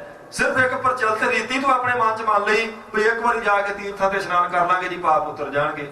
ਬਹੁਰ ਕਮਾਵਾ ਹੋਏ ਨਿਸੰਕ, ਕਹਿੰਦੇ ਮੁੜ ਕੇ ਫਿਰ ਕਮਾਉਣੇ ਸ਼ੁਰੂ ਕਰ ਦਿੰਦਾ ਤੇ ਨਿਸ਼ਾਂਕ ਹੋ ਕੇ ਕਮਾਉਂਦਾ ਵੀ ਚਲੋ ਜੀ ਕੋਈ ਨਹੀਂ, ਇੱਕ ਵਾਰੀ ਜਾ ਕੇ ਤੀਰਥਾਂ ਤੇ ਇਸ਼ਨਾਨ ਕਰ ਹੀ ਆਉਣਾ, ਫਿਰ ਉਤਰ ਜਾਣੇ ਆ। ਮਹਾਰਾਜ ਕਹਿੰਦੇ ਨਹੀਂ ਗੁਰਮੁਖਾ, ਜੰਮਪੁਰ ਬਾਂਧ ਖਰੇ ਕਲੰਕ, ਤੈਨੂੰ ਜੰਮਪੁਰੀ ਨੂੰ ਬੰਨ ਕੇ ਲਿਜਾਇਆ ਜਾਵੇਗਾ ਕਲੰਕੀ ਕਰਕੇ। ਉਥੇ ਤੀਰਥ ਤੇ ਚੁੱਭੀ ਮਾਰਿਆ, ਤੇਰੀ ਮੈਲ ਨਹੀਂ ਉਤਰਨੀ। ਸੋਚ ਕਰਿਆ ਦਿਨ ਸਾਰ ਰਾਤ, ਮਨ ਕੀ ਮੈਲ ਨਾ ਤਨ ਤੇ ਜਾਤ। ਕਿਉਂ ਨਹੀਂ ਪਾਰ ਉਤਾਰਾ ਹੋਣਾ? ਕਹਿੰਦੇ ਨੇ ਜੇ ਸਿਰਫ ਸਰੀਰ ਧੋਣ ਨੂੰ ਤੂੰ ਸਭ ਕੁਝ ਮੰਨ ਲਿਆ ਨਾ, ਤੇ ਸਰੀਰ ਦੇ ਧੋਤਿਆਂ ਦੇਹੀ ਧੋਏ ਨਾ ਉਤਰ ਸਮੈਲ। ਮਹਾਰਾਜ ਨੇ ਬਚਨ ਕੀਤੇ, ਕਹਿੰਦੇ ਨੇ ਤਨ ਕੀ ਮੈਲ ਨਾ, ਮਨ ਕੀ ਮੈਲ ਨਾ ਤਨ ਤੇ ਜਾਤ। ਮਨ ਦੀ ਮੈਲ ਤੇਰੇ ਤਨ ਦੇ ਧੋਤਿਆਂ ਨਹੀਂ ਉਤਰਨੀ। ਇਹ ਪ੍ਰਚਲਿਤ ਰੀਤੀ, ਪਰ ਇਹ ਰੀਤੀ ਪ੍ਰਚਲਿਤ ਹੋਈ ਕਿਵੇਂ? ਅਸਲ ਵਿੱਚ ਸਾਧ ਸੰਗਤ ਦੀ ਤੀਰਥਾਂ ਤੇ ਨਹਾਉਣ ਦੀ ਰੀਤੀ ਤਾਂ ਪ੍ਰਚਲਿਤ ਹੋਈ ਪਰ ਜਦੋਂ ਕੋਈ ਨਾਮ ਜਪਦਾ ਨਾ ਬੋਲ ਕੇ, ਜਿਹੜੀ ਨਾਮ ਦੀ ਧੁਨੀ ਆ, ਇਹਨੂੰ ਸਭ ਤੋਂ ਛੇਤੀ ਸਾਧ ਸੰਗਤ ਜੀ ਪਾਣੀ ਆਪਣੇ 'ਚ ਗ੍ਰਹਿਣ ਕਰਦਾ। ਇਹ ਰੀਤੀ ਕੋਈ ਸੁਤੇ ਸਿੱਧ ਨਹੀਂ ਸੀ ਚੱਲ ਪਈ। ਦੋ ਚੀਜ਼ਾਂ ਜਿਹੜੀਆਂ ਨਾਮ ਨੂੰ ਬਹੁਤ ਛੇਤੀ ਆਪਣੇ ਵਿੱਚ ਸਮਾਉਂਦੀਆਂ, ਇੱਕ ਪਾਣੀ, ਇੱਕ ਮਿੱਟੀ, ਦੋ ਚੀਜ਼ਾਂ। ਇਸੇ ਕਰਕੇ ਕਈਆਂ ਨੇ ਸਾਧ ਸੰਗਤ ਜੀ ਮਿੱਟੀ ਦੇ ਤੱਤ ਨੂੰ ਮੁੱਖ ਰੱਖ ਕੇ ਤੇ ਵਾਰ-ਵਾਰ ਧਰਤੀ ਤੇ ਮੱਥੇ ਟੇਕੇ, ਵਾਰ-ਵਾਰ ਧਰਤੀ ਤੇ ਮੱਥਾ ਲਾਉਣਾ, ਸਜਦਾ ਕਰਨਾ। ਅਸਲ ਵਿੱਚ ਉਹਦਾ ਕੋਈ ਸਿਧਾਂਤ ਸੀ। ਸਿਧਾਂਤ ਇਹ ਸੀ ਕੋਈ ਗੁਰਮੁਖਾ ਧਰਤੀ ਤੇ ਮੱਥਾ ਲਾ ਕੇ ਤੇ ਮਿੱਟੀ ਦੇ ਸੁਭਾਅ ਵਰਗਾ ਆਪਣੇ ਸੁਭਾਅ ਨੂੰ ਕਰ ਲਾ। ਜੇ ਤੇ ਮਨ ਮਾਰ ਕੇ ਮਿੱਟੀ ਵਰਗਾ ਕਰ ਲੈਣਾ ਫੇਰ ਤਾਂ ਤੂੰ ਪਾਰ ਉਤਰ ਜਾਵੇਂਗਾ। ਤੇ ਜੇ ਸਿਰਫ ਸਿਰ ਨਵਾਉਣ ਨੂੰ ਤੂੰ ਸਿਧਾਂਤ ਸਮਝ ਲਿਆ ਵੀ ਵਾਰ-ਵਾਰ ਮੱਥੇ ਤੇ ਟੇਕ ਲਏ ਤੇ ਹਿਰਦੇ ਕਿਸੇ, ਜੇ ਫਿਰ ਹਿਰਦਾ ਸਾਧ ਸੰਗਤ ਦੀ ਸਿੱਧੇ ਪਾਸੇ ਨਹੀਂ ਤੁਰਿਆ, ਮਨ ਵਿੱਚ ਉਸੇ ਤਰ੍ਹਾਂ ਹੀ ਕਾਲਖ ਹੈ ਤੇ ਤੈਨੂੰ ਮਿੱਟੀ ਨੇ ਪਾਰ ਉਤਾਰਾ ਨਹੀਂ, ਤੇਰਾ ਕੱਲੀ ਨੇ ਕਰ ਦੇਣਾ। ਇਸੇ ਤਰ੍ਹਾਂ ਸਿਧਾਂਤ ਪਾਣੀ ਦੇ ਇਸ਼ਨਾਨ ਵਾਲਾ ਬਣ ਗਿਆ ਸੀ ਵੀ ਪਾਣੀ ਦੇ ਸਾਧ ਸੰਗਤ ਦੇ ਤੀਰਥਾਂ ਦੇ ਸਰੋਵਰਾਂ ਦੇ ਕਿਨਾਰਿਆਂ ਤੇ, ਨਦੀਆਂ ਨਾਲਿਆਂ ਦੇ ਕਿਨਾਰਿਆਂ ਤੇ ਜਾ ਕੇ ਬੈਠੇ ਰਹਿਣਾ ਤੇ ਵਾਰ-ਵਾਰ ਉਹਨਾਂ 'ਚ ਤੀਰਥਾਂ 'ਚ ਪਾਣੀ 'ਚ ਇਸ਼ਨਾਨ ਕਰਨਾ, ਵਾਰ-ਵਾਰ ਇਸ਼ਨਾਨ ਕਰਨਾ। ਇਸ਼ਨਾਨ ਦੀ ਰੀਤੀ ਤੇ ਪ੍ਰਚਲਿਤ ਹੋਈ ਸੀ ਕਿਸੇ ਚੰਗੇ ਕੰਮ ਨੂੰ ਰੱਖ ਕੇ, ਪਰ ਉਹ ਚੰਗਾ ਤੇ ਮੁੜ ਕੇ ਲੋਕਾਂ ਨੇ ਛੱਡ ਦਿੱਤਾ। ਕੱਲਾ ਮਨ 'ਚ ਇਹ ਰੱਖਿਆ ਵੀ ਤੀਰਥ ਤੇ ਚੁੱਭੀ ਮਾਰੋ ਤੇ ਪਾਪ ਉਤਰ ਗਏ ਤੇ ਚਲੋ ਕੋਈ ਨਹੀਂ, ਫਿਰ ਜਿਵੇਂ ਮਰਜ਼ੀ ਕਰੀ ਚੱਲੋ। ਅਸਲ 'ਚ ਇਸ ਗੱਲ ਨੇ ਵਿਗਾੜ ਪਾ ਦਿੱਤਾ। ਪਾਣੀ ਦਾ ਸੁਭਾਅ ਹੁੰਦਾ ਸਾਧ ਸੰਗਤ ਜੀ ਹਮੇਸ਼ਾ ਨੀਵੇਂ ਪਾਸੇ ਨੂੰ ਜਾਣਾ। ਪਾਣੀ ਨੇ ਨਿਵਾਣ ਵਾਲੇ ਪਾਸੇ ਨੂੰ ਰਹਿਣਾ ਬਹਿਣਾ ਹੁੰਦਾ ਸਦਾ ਵਾਸਤੇ। ਤੇ ਪਾਣੀ ਦੇ ਤੱਤ ਨੂੰ, ਕਿਉਂਕਿ ਮਿੱਟੀ ਵੀ ਇੱਕ ਤੱਤ ਹੈ, ਪਾਣੀ ਵੀ ਇੱਕ ਤੱਤ ਹੈ, ਅੱਗ ਵੀ ਤੱਤ ਹੈ, ਤੇ ਸਾਧ ਸੰਗਤ ਜੀ ਇਸੇ ਤਰ੍ਹਾਂ ਆਕਾਸ਼ ਵੀ ਤੱਤ ਹੈ। ਇੱਕ ਇੱਕ ਤੱਤ ਨੂੰ ਲੈ ਕੇ ਕੁਝ ਲੋਕਾਂ ਨੇ ਸਿਧਾਂਤ ਮੁੱਖ ਰੱਖਿਆ ਸੀ। ਜਿਨ੍ਹਾਂ ਨੇ ਮਿੱਟੀ ਤੱਤ ਨੂੰ ਅੱਗੇ ਲਿਆ, ਉਹਨਾਂ ਨੇ ਘੜੀ ਮੁੜੀ ਮਿੱਟੀ ਤੇ ਮੱਥਾ ਲਾਇਆ, ਨਮਸਕਾਰਾਂ ਕੀਤੀਆਂ, ਸਜਦੇ ਕੀਤੇ, ਪਰ ਉਹਦਾ ਸਿਧਾਂਤ ਇਹ ਸੀ ਵੀ ਮਿੱਟੀ ਵਰਗਾ ਸੁਭਾਅ ਕਰ। ਸੁਭਾਅ ਨਹੀਂ, ਜੇ ਤੇਰਾ ਮਿੱਟੀ ਵਰਗਾ ਆਇਆ, ਧਰਤੀ ਵਰਗਾ ਧੀਰਜ ਨਹੀਂ ਤੇਰੇ 'ਚ ਆਇਆ, ਫਿਰ ਪਾਰ ਉਤਾਰਾ ਨਹੀਂ। ਜਿਨ੍ਹਾਂ ਨੇ ਪਾਣੀ ਦਾ ਸਾਧ ਸੰਗਤ ਦੀ ਰੀਤੀ ਨੂੰ ਪ੍ਰਚਲਿਤ ਕੀਤਾ, ਉਹਨੇ ਇਸ ਲਈ ਕੀਤਾ ਸੀ ਕਿ ਪਾਣੀ ਸਭ ਤੋਂ ਪਹਿਲਾਂ ਪ੍ਰਮਾਤਮਾ ਦੇ ਉਪਦੇਸ਼ ਨੂੰ ਆਪਣੇ ਵਿੱਚ ਸਮਾਉਂਦਾ। ਜੇ ਬੋਲ ਕੇ ਸਾਧ ਸੰਗਤ ਦੀ ਜਪਿਆ ਜਾਵੇ ਨਾਮ, ਤੇ ਸਭ ਤੋਂ ਛੇਤੀ ਪਾਣੀ ਵਿੱਚ ਨਾਮ ਰਲਦਾ। ਇਹ ਕੋਈ ਅਤ ਕਥਨੀ ਨਹੀਂ। ਲੋਹੇ ਦੇ ਬਾਟੇ ਵਿੱਚ ਸਾਧ ਸੰਗਤ ਦੀ ਆਮ ਸਧਾਰਨ ਆਪਾਂ ਨਲਕੇ ਤੋਂ ਪਾਣੀ ਲੈ ਕੇ ਤੇ ਜਦੋਂ ਉਹਦੇ ਉੱਤੇ ਬਾਣੀ ਪੜ੍ਹਦੇ ਤੇ ਫਿਰ ਪਾਣੀ ਨਹੀਂ ਰਹਿੰਦਾ, ਉਹ ਅੰਮ੍ਰਿਤ ਬਣ ਜਾਂਦਾ। ਕਿਉਂ? ਕਿਉਂਕਿ ਉਹ ਜਿਹੜੀ ਉਹਦੇ ਉੱਤੇ ਬਾਣੀ ਪੜ੍ਹੀ ਗਈ ਆ ਮਨ ਦੀ ਇਕਾਗਰਤਾ ਨਾਲ ਸਾਧ ਸੰਗਤ ਦੀ, ਉਹ ਅਸਲ ਵਿੱਚ ਪਾਣੀ ਨੇ ਆਪਣੇ ਅੰਦਰ ਸਮੋ ਲਈ। ਤੇ ਹੁਣ ਪਾਣੀ ਨਹੀਂ, ਹੁਣ ਬਾਣੀ ਨੂੰ ਆਪਣੇ ਵਿੱਚ ਸਮੋ ਕੇ ਪਾਣੀ ਅੰਮ੍ਰਿਤ ਬਣ ਗਿਆ। ਇਸੇ ਕਰਕੇ ਉਹ ਤੀਰਥਾਂ ਦੇ ਜਿਹੜੇ ਇਸ਼ਨਾਨ ਸੀ ਪ੍ਰਚਲਿਤ ਹੋਏ ਸੀ ਵੀ ਕਿਸੇ ਨਦੀ ਦੇ ਕਿਨਾਰੇ ਤੇ ਸਾਧ ਸੰਗਤ ਜੀ ਕਿਸੇ ਨੇ ਚੰਗੀ ਤਪੱਸਿਆ ਕੀਤੀ, ਨਾਮ ਜਪਿਆ। ਇਸ ਕਰਕੇ ਲੋਕਾਂ ਦੇ ਮਨ 'ਚ ਇਹ ਗੱਲ ਬਹਿ ਗਈ ਵੀ ਇਹ ਪਾਣੀ ਹੁਣ ਪਵਿੱਤਰ ਆ। ਕਿਸੇ ਸਰੋਵਰ ਦੇ ਕਿਨਾਰੇ ਤੇ ਬੈਠ ਕੇ ਜੇ ਸਾਧ ਸੰਗਤ ਜੀ ਕਿਸੇ ਨੇ ਨਾਮ ਜਪਿਆ, ਬੰਦਗੀ ਕੀਤੀ, ਉਹਨਾਂ ਦੇ ਮਨ 'ਚ ਇਹ ਯਕੀਨ ਸੀ ਵੀ ਇਸ ਪਾਣੀ ਵਿੱਚ ਹੁਣੇ ਨਾਮ ਸਮੋਇਆ, ਇਹ ਪਾਣੀ ਹੁਣ ਸਧਾਰਨ ਪਾਣੀ ਨਹੀਂ, ਇਹ ਅੰਮ੍ਰਿਤ ਦਾ ਦਰਜਾ ਰੱਖਦਾ, ਇਸ ਕਰਕੇ ਇਹਦਾ ਇਸ਼ਨਾਨ ਕੀਤਾ ਜ਼ਰੂਰ ਸਾਡੀ ਕਲਿਆਣ ਕਰੇਗਾ, ਮਨ 'ਚ ਭਗਤੀ ਭਾਵ ਪੈਦਾ ਕਰੇਗਾ। ਤੇ ਕਰਦਾ ਵੀ ਸੀ, ਪਰ ਅਸਲ ਵਿੱਚ ਮੁੜ ਕੇ ਸ਼ਬਦ ਵਾਲੀ ਗੱਲ ਤੇ ਸਾਧ ਸੰਗਤ ਜੀ ਗਈ ਚਲੀ, ਨਾਮ ਤਾਂ ਕਿਸੇ ਨੇ ਨਹੀਂ ਜਪਣਾ ਤੇ ਇਕੱਲੇ ਪਾਣੀ ਨੂੰ ਮੁੱਖ ਰੱਖ ਲਿਆ। ਤੇ ਹਜ਼ੂਰ ਨੇ ਆਖਿਆ, ਗੁਰਮੁਖਾ ਇਕੱਲੇ ਪਾਣੀ ਨੂੰ ਮੁੱਖ ਰੱਖ ਕੇ ਤੇਰਾ ਪਾਰ ਉਤਾਰਾ ਨਹੀਂ ਹੋਣਾ। ਤੀਰਥ ਦੇ ਇਸ਼ਨਾਨ, ਜਿਨ੍ਹਾਂ ਤੀਰਥਾਂ ਤੇ ਸਾਧ ਸੰਗਤ ਜੀ ਨਾਮ ਪ੍ਰਚਲਿਤ ਨਹੀਂ, ਉਹਨਾਂ ਤੀਰਥਾਂ ਦਾ ਮਹਾਰਾਜ ਨੇ ਖੰਡਨ ਕੀਤਾ। ਇਸੇ ਕਰਕੇ ਗੁਰੂ ਸਾਹਿਬ ਨਾਲ ਸੰਬੰਧਿਤ ਹਰ ਤੀਰਥ ਉੱਤੇ ਸਾਧ ਸੰਗਤ ਜੀ ਬਾਣੀ ਦਾ ਪ੍ਰਵਾਹ, ਬਾਣੀ ਪਹਿਲਾਂ ਤੇ ਪਾਣੀ ਬਾਅਦ ਚ। ਕੋਈ ਸਰੋਵਰ ਆ, ਕੋਈ ਵੀ ਸਾਧ ਸੰਗਤ ਜੀ ਐਸਾ ਤੀਰਥ ਮਹਾਰਾਜ ਜੀ ਨੇ ਰਚਿਆ ਤੇ ਉੱਥੇ ਬਾਣੀ ਦਾ ਪ੍ਰਵਾਹ ਦਿਨੇ ਰਾਤ ਜ਼ਰੂਰ ਚੱਲਦਾ। ਬਾਣੀ ਦੇ ਪ੍ਰਵਾਹ ਕਰਕੇ ਪਾਣੀ ਦਾ ਮੁੱਲ ਆ, ਕੱਲੇ ਪਾਣੀ ਦੀ ਨਹੀਂ ਕੋਈ ਕੀਮਤ। ਜੇ ਆਪਾਂ ਅਰਦਾਸ ਵਿੱਚ ਰੋਜ਼ ਮੰਗਦੇ ਆ ਨਾ ਸ੍ਰੀ ਅੰਮ੍ਰਿਤਸਰ ਸਾਹਿਬ ਜੀ ਦੇ ਦਰਸ਼ਨ, ਇਸ਼ਨਾਨ, ਜੇ ਇਸ਼ਨਾਨ ਮੰਗਦੇ ਆ ਮਹਾਰਾਜ ਤੋਂ ਤੇ ਉਸ ਇਸ਼ਨਾਨ ਦਾ ਇੱਕ ਮਹਾਤਮ ਆ, ਕਿਉਂਕਿ ਉੱਥੇ ਬਾਣੀ ਦਾ ਪ੍ਰਵਾਹ ਚੱਲਦਾ, ਦਿਨੇ ਰਾਤ ਪ੍ਰਵਾਹ ਚੱਲਦਾ ਹੋਣ ਕਰਕੇ ਉਸ ਪਾਣੀ ਵਿੱਚ ਬਾਣੀ ਸਮੋਈ ਆ। ਇਸ ਕਰਕੇ ਉਹ ਪਾਣੀ ਨਹੀਂ ਸਾਧ ਸੰਗਤ ਜੀ, ਉਹਨੂੰ ਤਾਂ ਹੀ ਸੁਧਾ ਸਰ, ਉਹਨੂੰ ਅੰਮ੍ਰਿਤ ਦਾ ਸਰੋਵਰ, ਤਾਂ ਅੰਮ੍ਰਿਤ ਸਰ, ਸਰਦਾਰਥ ਸਰੋਵਰ, ਅੰਮ੍ਰਿਤ ਦਾ ਸਰੋਵਰ ਆਖਿਆ ਹੀ ਉਹਨੂੰ ਤਾਂ ਸੀ, ਮਹਾਰਾਜ ਨੇ ਆਪ ਆਖਿਆ ਉਹਨੂੰ ਅੰਮ੍ਰਿਤ ਦਾ ਸਰੋਵਰ, ਕੋਈ ਸੰਗਤਾਂ ਨੇ ਨਹੀਂ ਬਣਾਇਆ ਬਾਅਦ ਚ। ਹਜ਼ੂਰ ਨੇ ਉਹਨੂੰ ਅੰਮ੍ਰਿਤ ਦਾ ਸਰੋਵਰ ਤਾਂ ਹੀ ਆਖਿਆ ਭਈ ਇੱਥੇ ਨਾਮ ਦਾ ਪ੍ਰਵਾਹ ਚੱਲਦਾ ਤੇ ਇਸ ਨਾਮ ਦੀਆਂ ਤਰੰਗਾਂ ਪਾਣੀ ਵਿੱਚ ਅਭੇਦ ਨੇ। ਪਾਣੀ ਆਪਣੇ ਵਿੱਚ ਸਮੋਦਾ ਸਾਧ ਸੰਗਤ ਜੀ ਨਾਮ ਦੀ ਤੁਹਾਨੂੰ, ਪਾਣੀ ਬਾਣੀ ਨੂੰ ਆਪਣੇ ਚ ਸਮੋਵੇ ਤੇ ਅੰਮ੍ਰਿਤ ਬਣਦਾ, ਨਹੀਂ ਤੇ ਬਾਟੇ 'ਚ ਪਾਇਆ ਪਾਣੀ ਕਿਵੇਂ ਅੰਮ੍ਰਿਤ ਆਪਾਂ ਕਹਿ ਸਕਦੇ ਹਾਂ। ਮਹਾਰਾਜ ਨੇ ਉੱਪਰ ਬਾਣੀ ਪੜ੍ਹੀ, ਇਹ ਨਿਸ਼ਚਾ ਤੇ ਯਕੀਨ ਸਿੱਖਾਂ ਨੂੰ ਦਵਾਇਆ ਭਈ ਇਹ ਪੜ੍ਹੀ ਬਾਣੀ ਪਾਣੀ 'ਚ ਰਲੀ ਆ, ਹੁਣ ਇਹ ਪਾਣੀ ਪਾਣੀ ਨਹੀਂ, ਇਹ ਅੰਮ੍ਰਿਤ ਆ, ਇਹਨੂੰ ਜਿਹੜਾ ਛਕੇਗਾ ਗੁਰੂ ਦੇ ਨੇੜੇ ਹੋ ਜਾਏਗਾ। ਇਸ ਕਰਕੇ ਪਾਣੀ ਦੀ ਰੀਤੀ ਪ੍ਰਚਲਿਤ ਕੀਤੀ। ਤੇ ਦੂਸਰੇ ਨੰਬਰ ਤੇ ਆਉਂਦੀ ਸੀ ਸਾਧ ਸੰਗਤ ਜੀ ਫਿਰ ਮਿੱਟੀ, ਜਿਹੜੀ ਸਭ ਤੋਂ ਵੱਧ ਸ਼ਬਦ ਨੂੰ ਆਪਣੇ ਵਿੱਚ ਸਮਾਉਂਦੀ ਹੈ। ਇਥੋਂ ਤੱਕ ਵੀ ਮਹਾਰਾਜ ਜੀ ਦੀ ਚਰਨ ਛੋਹ ਵਾਲੇ ਅਸਥਾਨਾਂ ਨੂੰ ਵੀ ਗੁਰੂ ਕੇ ਸਿੱਖਾਂ ਨੇ ਨਮਸਕਾਰਾਂ ਕੀਤੀਆਂ ਤੇ ਮਹਾਰਾਜ ਨੇ ਉਸ ਚਰਨ ਛੋਹ ਸਾਧ ਸੰਗਤ ਜੀ ਜਿੱਥੇ ਵੀ ਕਿਤੇ ਵੱਡਿਆਂ ਗੁਰਾਂ ਦੀ ਪੈ ਗਈ, ਉਹਦੀ ਮਹਾਨਤਾ ਦੱਸਣ ਲਈ ਬਚਨ ਕਰ ਦਿੱਤੇ, ਜਿੱਥੇ ਜਾਏ ਬਾਹੇ ਮੇਰਾ ਸਤਿਗੁਰੂ ਸੋ ਥਾਨ ਸੁਹਾਵਾ ਰਾਮ ਰਾਜੇ। ਉਹ ਥਾਨ ਕਿਉਂ ਸੁਹਾਵਾ? ਇਸ ਲਈ ਗੁਰੂ ਦੇ ਚਰਨ ਪੈ ਗਏ ਆ ਤੇ ਗੁਰੂ ਦੇ ਮੁਖ ਤੋਂ ਸ਼ਬਦ ਉਚਾਰਿਆ ਗਿਆ, ਉਹ ਸ਼ਬਦ ਕਹਿੰਦੇ ਉਸ ਮਿੱਟੀ ਵਿੱਚ ਵੀ ਰਲਿਆ। ਇਸ ਲਈ ਉਸ ਥਾਨ ਦੀ ਮਿੱਟੀ ਗੁਰੂ ਕੇ ਸਿੱਖ ਮੱਥੇ ਤੇ ਲਾਉਣੀ ਵੱਡੇ ਭਾਗ ਸਮਝਦੇ ਆ। ਗੁਰ ਸਿੱਖੀ ਸੋ ਥਾਨ ਭਾਲਿਆ ਲੈ ਧੂੜ ਮੁਖ ਲਾਵਾ। ਕਿਉਂ? ਉਹ ਕਹਿੰਦੇ ਨੇ ਸਿੱਖਾਂ ਨੇ ਲੱਭ ਕੇ ਉਹਨਾਂ ਸਥਾਨਾਂ ਨੂੰ ਜਿੱਥੇ ਜਿੱਥੇ ਮਹਾਰਾਜ ਨੇ ਜਾ ਕੇ ਚਰਨ ਪਾਏ ਤੇ ਬੈਠੇ ਮਹਾਰਾਜ ਜੀ, ਉਥੋਂ ਦੀ ਧੂੜ ਆਪਣੇ ਮੱਥੇ ਤੇ ਲਾਈ, ਕਿਉਂਕਿ ਸਿੱਖਾਂ ਨੂੰ ਇਹ ਵਿਸ਼ਵਾਸ ਸੀ ਵੀ ਇਸ ਧੂੜ ਵਿੱਚ ਵੀ ਗੁਰੂ ਦਾ ਸ਼ਬਦ ਸਮਾਇਆ। ਜਿਵੇਂ ਪਾਣੀ ਵਿੱਚ ਸਾਧ ਸੰਗਤ ਜੀ ਬਾਣੀ ਸਮਾਉਂਦੀ ਆ, ਇਸੇ ਤਰ੍ਹਾਂ ਮਿੱਟੀ ਵਿੱਚ ਵੀ ਬਾਣੀ ਦਾ ਸ਼ਬਦ ਦਾ ਧੁਨੀ ਦਾ ਸਮਾਉਣਾ ਮੰਨਿਆ ਗਿਆ। ਇਸੇ ਲਈ ਸਿੱਖਾਂ ਨੇ ਸਾਧ ਸੰਗਤ ਜੀ ਉਹਨਾਂ ਥਾਵਾਂ ਨੂੰ ਜਾ ਕੇ ਨਮਸਕਾਰਾਂ ਕੀਤੀਆਂ, ਜਿੱਥੇ ਜਾਏ ਬਹੇ ਮੇਰਾ ਸਤਿਗੁਰੂ ਸੋ ਥਾਨ ਸੁਹਾਵਾ ਰਾਮ ਰਾਜੇ। ਗੁਰ ਸਿੱਖੀ ਸੋ ਥਾਨ ਭਾਲਿਆ ਲੈ ਧੂੜ ਮੁਖ ਲਾਵਾ। ਗੁਰ ਸਿੱਖਾਂ ਕੀ ਘਾਲ ਥਾਈ ਪਈ, ਉਹ ਵਿਅਰਥ ਨਹੀਂ ਗਈ ਸਿੱਖਾਂ ਦੀ ਮਿਹਨਤ।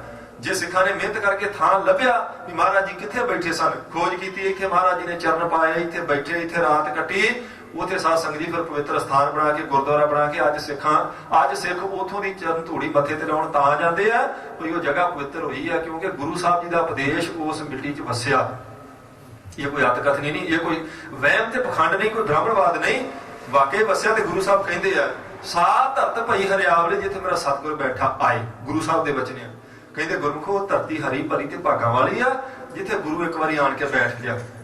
ਕਿਉਂਕਿ ਜਿੱਥੇ ਗੁਰੂ ਬੈਠਾ ਸਾਧ ਸੰਗਤ ਜੀ, ਉੱਥੇ ਗੁਰੂ ਦੇ ਮੁਖ ਤੋਂ ਉਪਦੇਸ਼ ਜ਼ਰੂਰ ਉਚਾਰਿਆ ਗਿਆ। ਉਹ ਉਪਦੇਸ਼ ਉਸ ਧਰਤੀ 'ਚ ਵੀ ਰਲਿਆ।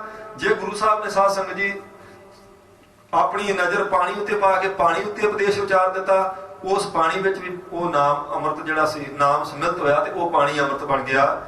ਅਸਲ ਵਿੱਚ ਤੇ ਸਿਧਾਂਤ ਸੀ ਇਹ ਵੀ ਕਿਸੇ ਨਦੀ ਦੇ ਕਿਨਾਰੇ ਤੇ, ਕਿਸੇ ਸਾਧ ਸੰਗਤ ਜੀ ਸਰੋਵਰ ਦੇ ਕਿਨਾਰੇ ਤੇ, ਕਿਸੇ ਨਾਲਿਆਂ ਦੇ ਕਿਨਾਰਿਆਂ ਤੇ ਕਦੀ ਕਿਸੇ ਨੇ ਤਪੱਸਿਆ ਕੀਤੀ ਸੀ ਤੇ ਉਸ ਪਾਣੀ ਨੂੰ ਪਵਿੱਤਰ ਲੋਕਾਂ ਮੰਨਿਆ ਸੀ ਭਈ ਇੱਥੇ ਕਿਸੇ ਨੇ ਨਾਮ ਜਪਿਆ, ਨਾਮ ਦਾ ਪ੍ਰਵਾਹ ਚੱਲਦਾ ਰਹਿੰਦਾ ਤੇ ਪਾਣੀ ਪਵਿੱਤਰ ਰਹਿੰਦਾ। ਪਰ ਨਾਮ ਵਾਲੀ ਗੱਲ ਤੇ ਹੋ ਗਈ ਬੰਦ ਤੇ ਇਸ਼ਨਾਨ ਵਾਲੀ ਗੱਲ ਲੋਕਾਂ ਨੇ ਪੱਲੇ ਬੰਨ ਛੱਡੀ ਵੀ ਚਲੋ ਤੀਰਥ ਤੇ ਉਹ ਪਵਿੱਤਰ ਆ ਜੀ, ਉੱਥੇ ਜਾ ਕੇ ਚੁੱਭੀ ਮਾਰੋ ਤੇ ਸਾਰੇ ਪਾਪ ਉਤਰ ਜਾਣਗੇ। ਮਹਾਰਾਜ ਨੇ ਆਖਿਆ ਨਹੀਂ, ਏਦਾਂ ਨਹੀਂ। ਜੇ ਪਾਣੀ ਨਾਲ ਨਾਮ ਬਾਣੀ ਨਹੀਂ ਤੇ ਫਿਰ ਨਹੀਂ ਕੋਈ ਤੇਰੇ ਪਾਪ ਉਤਾਰੇਗਾ।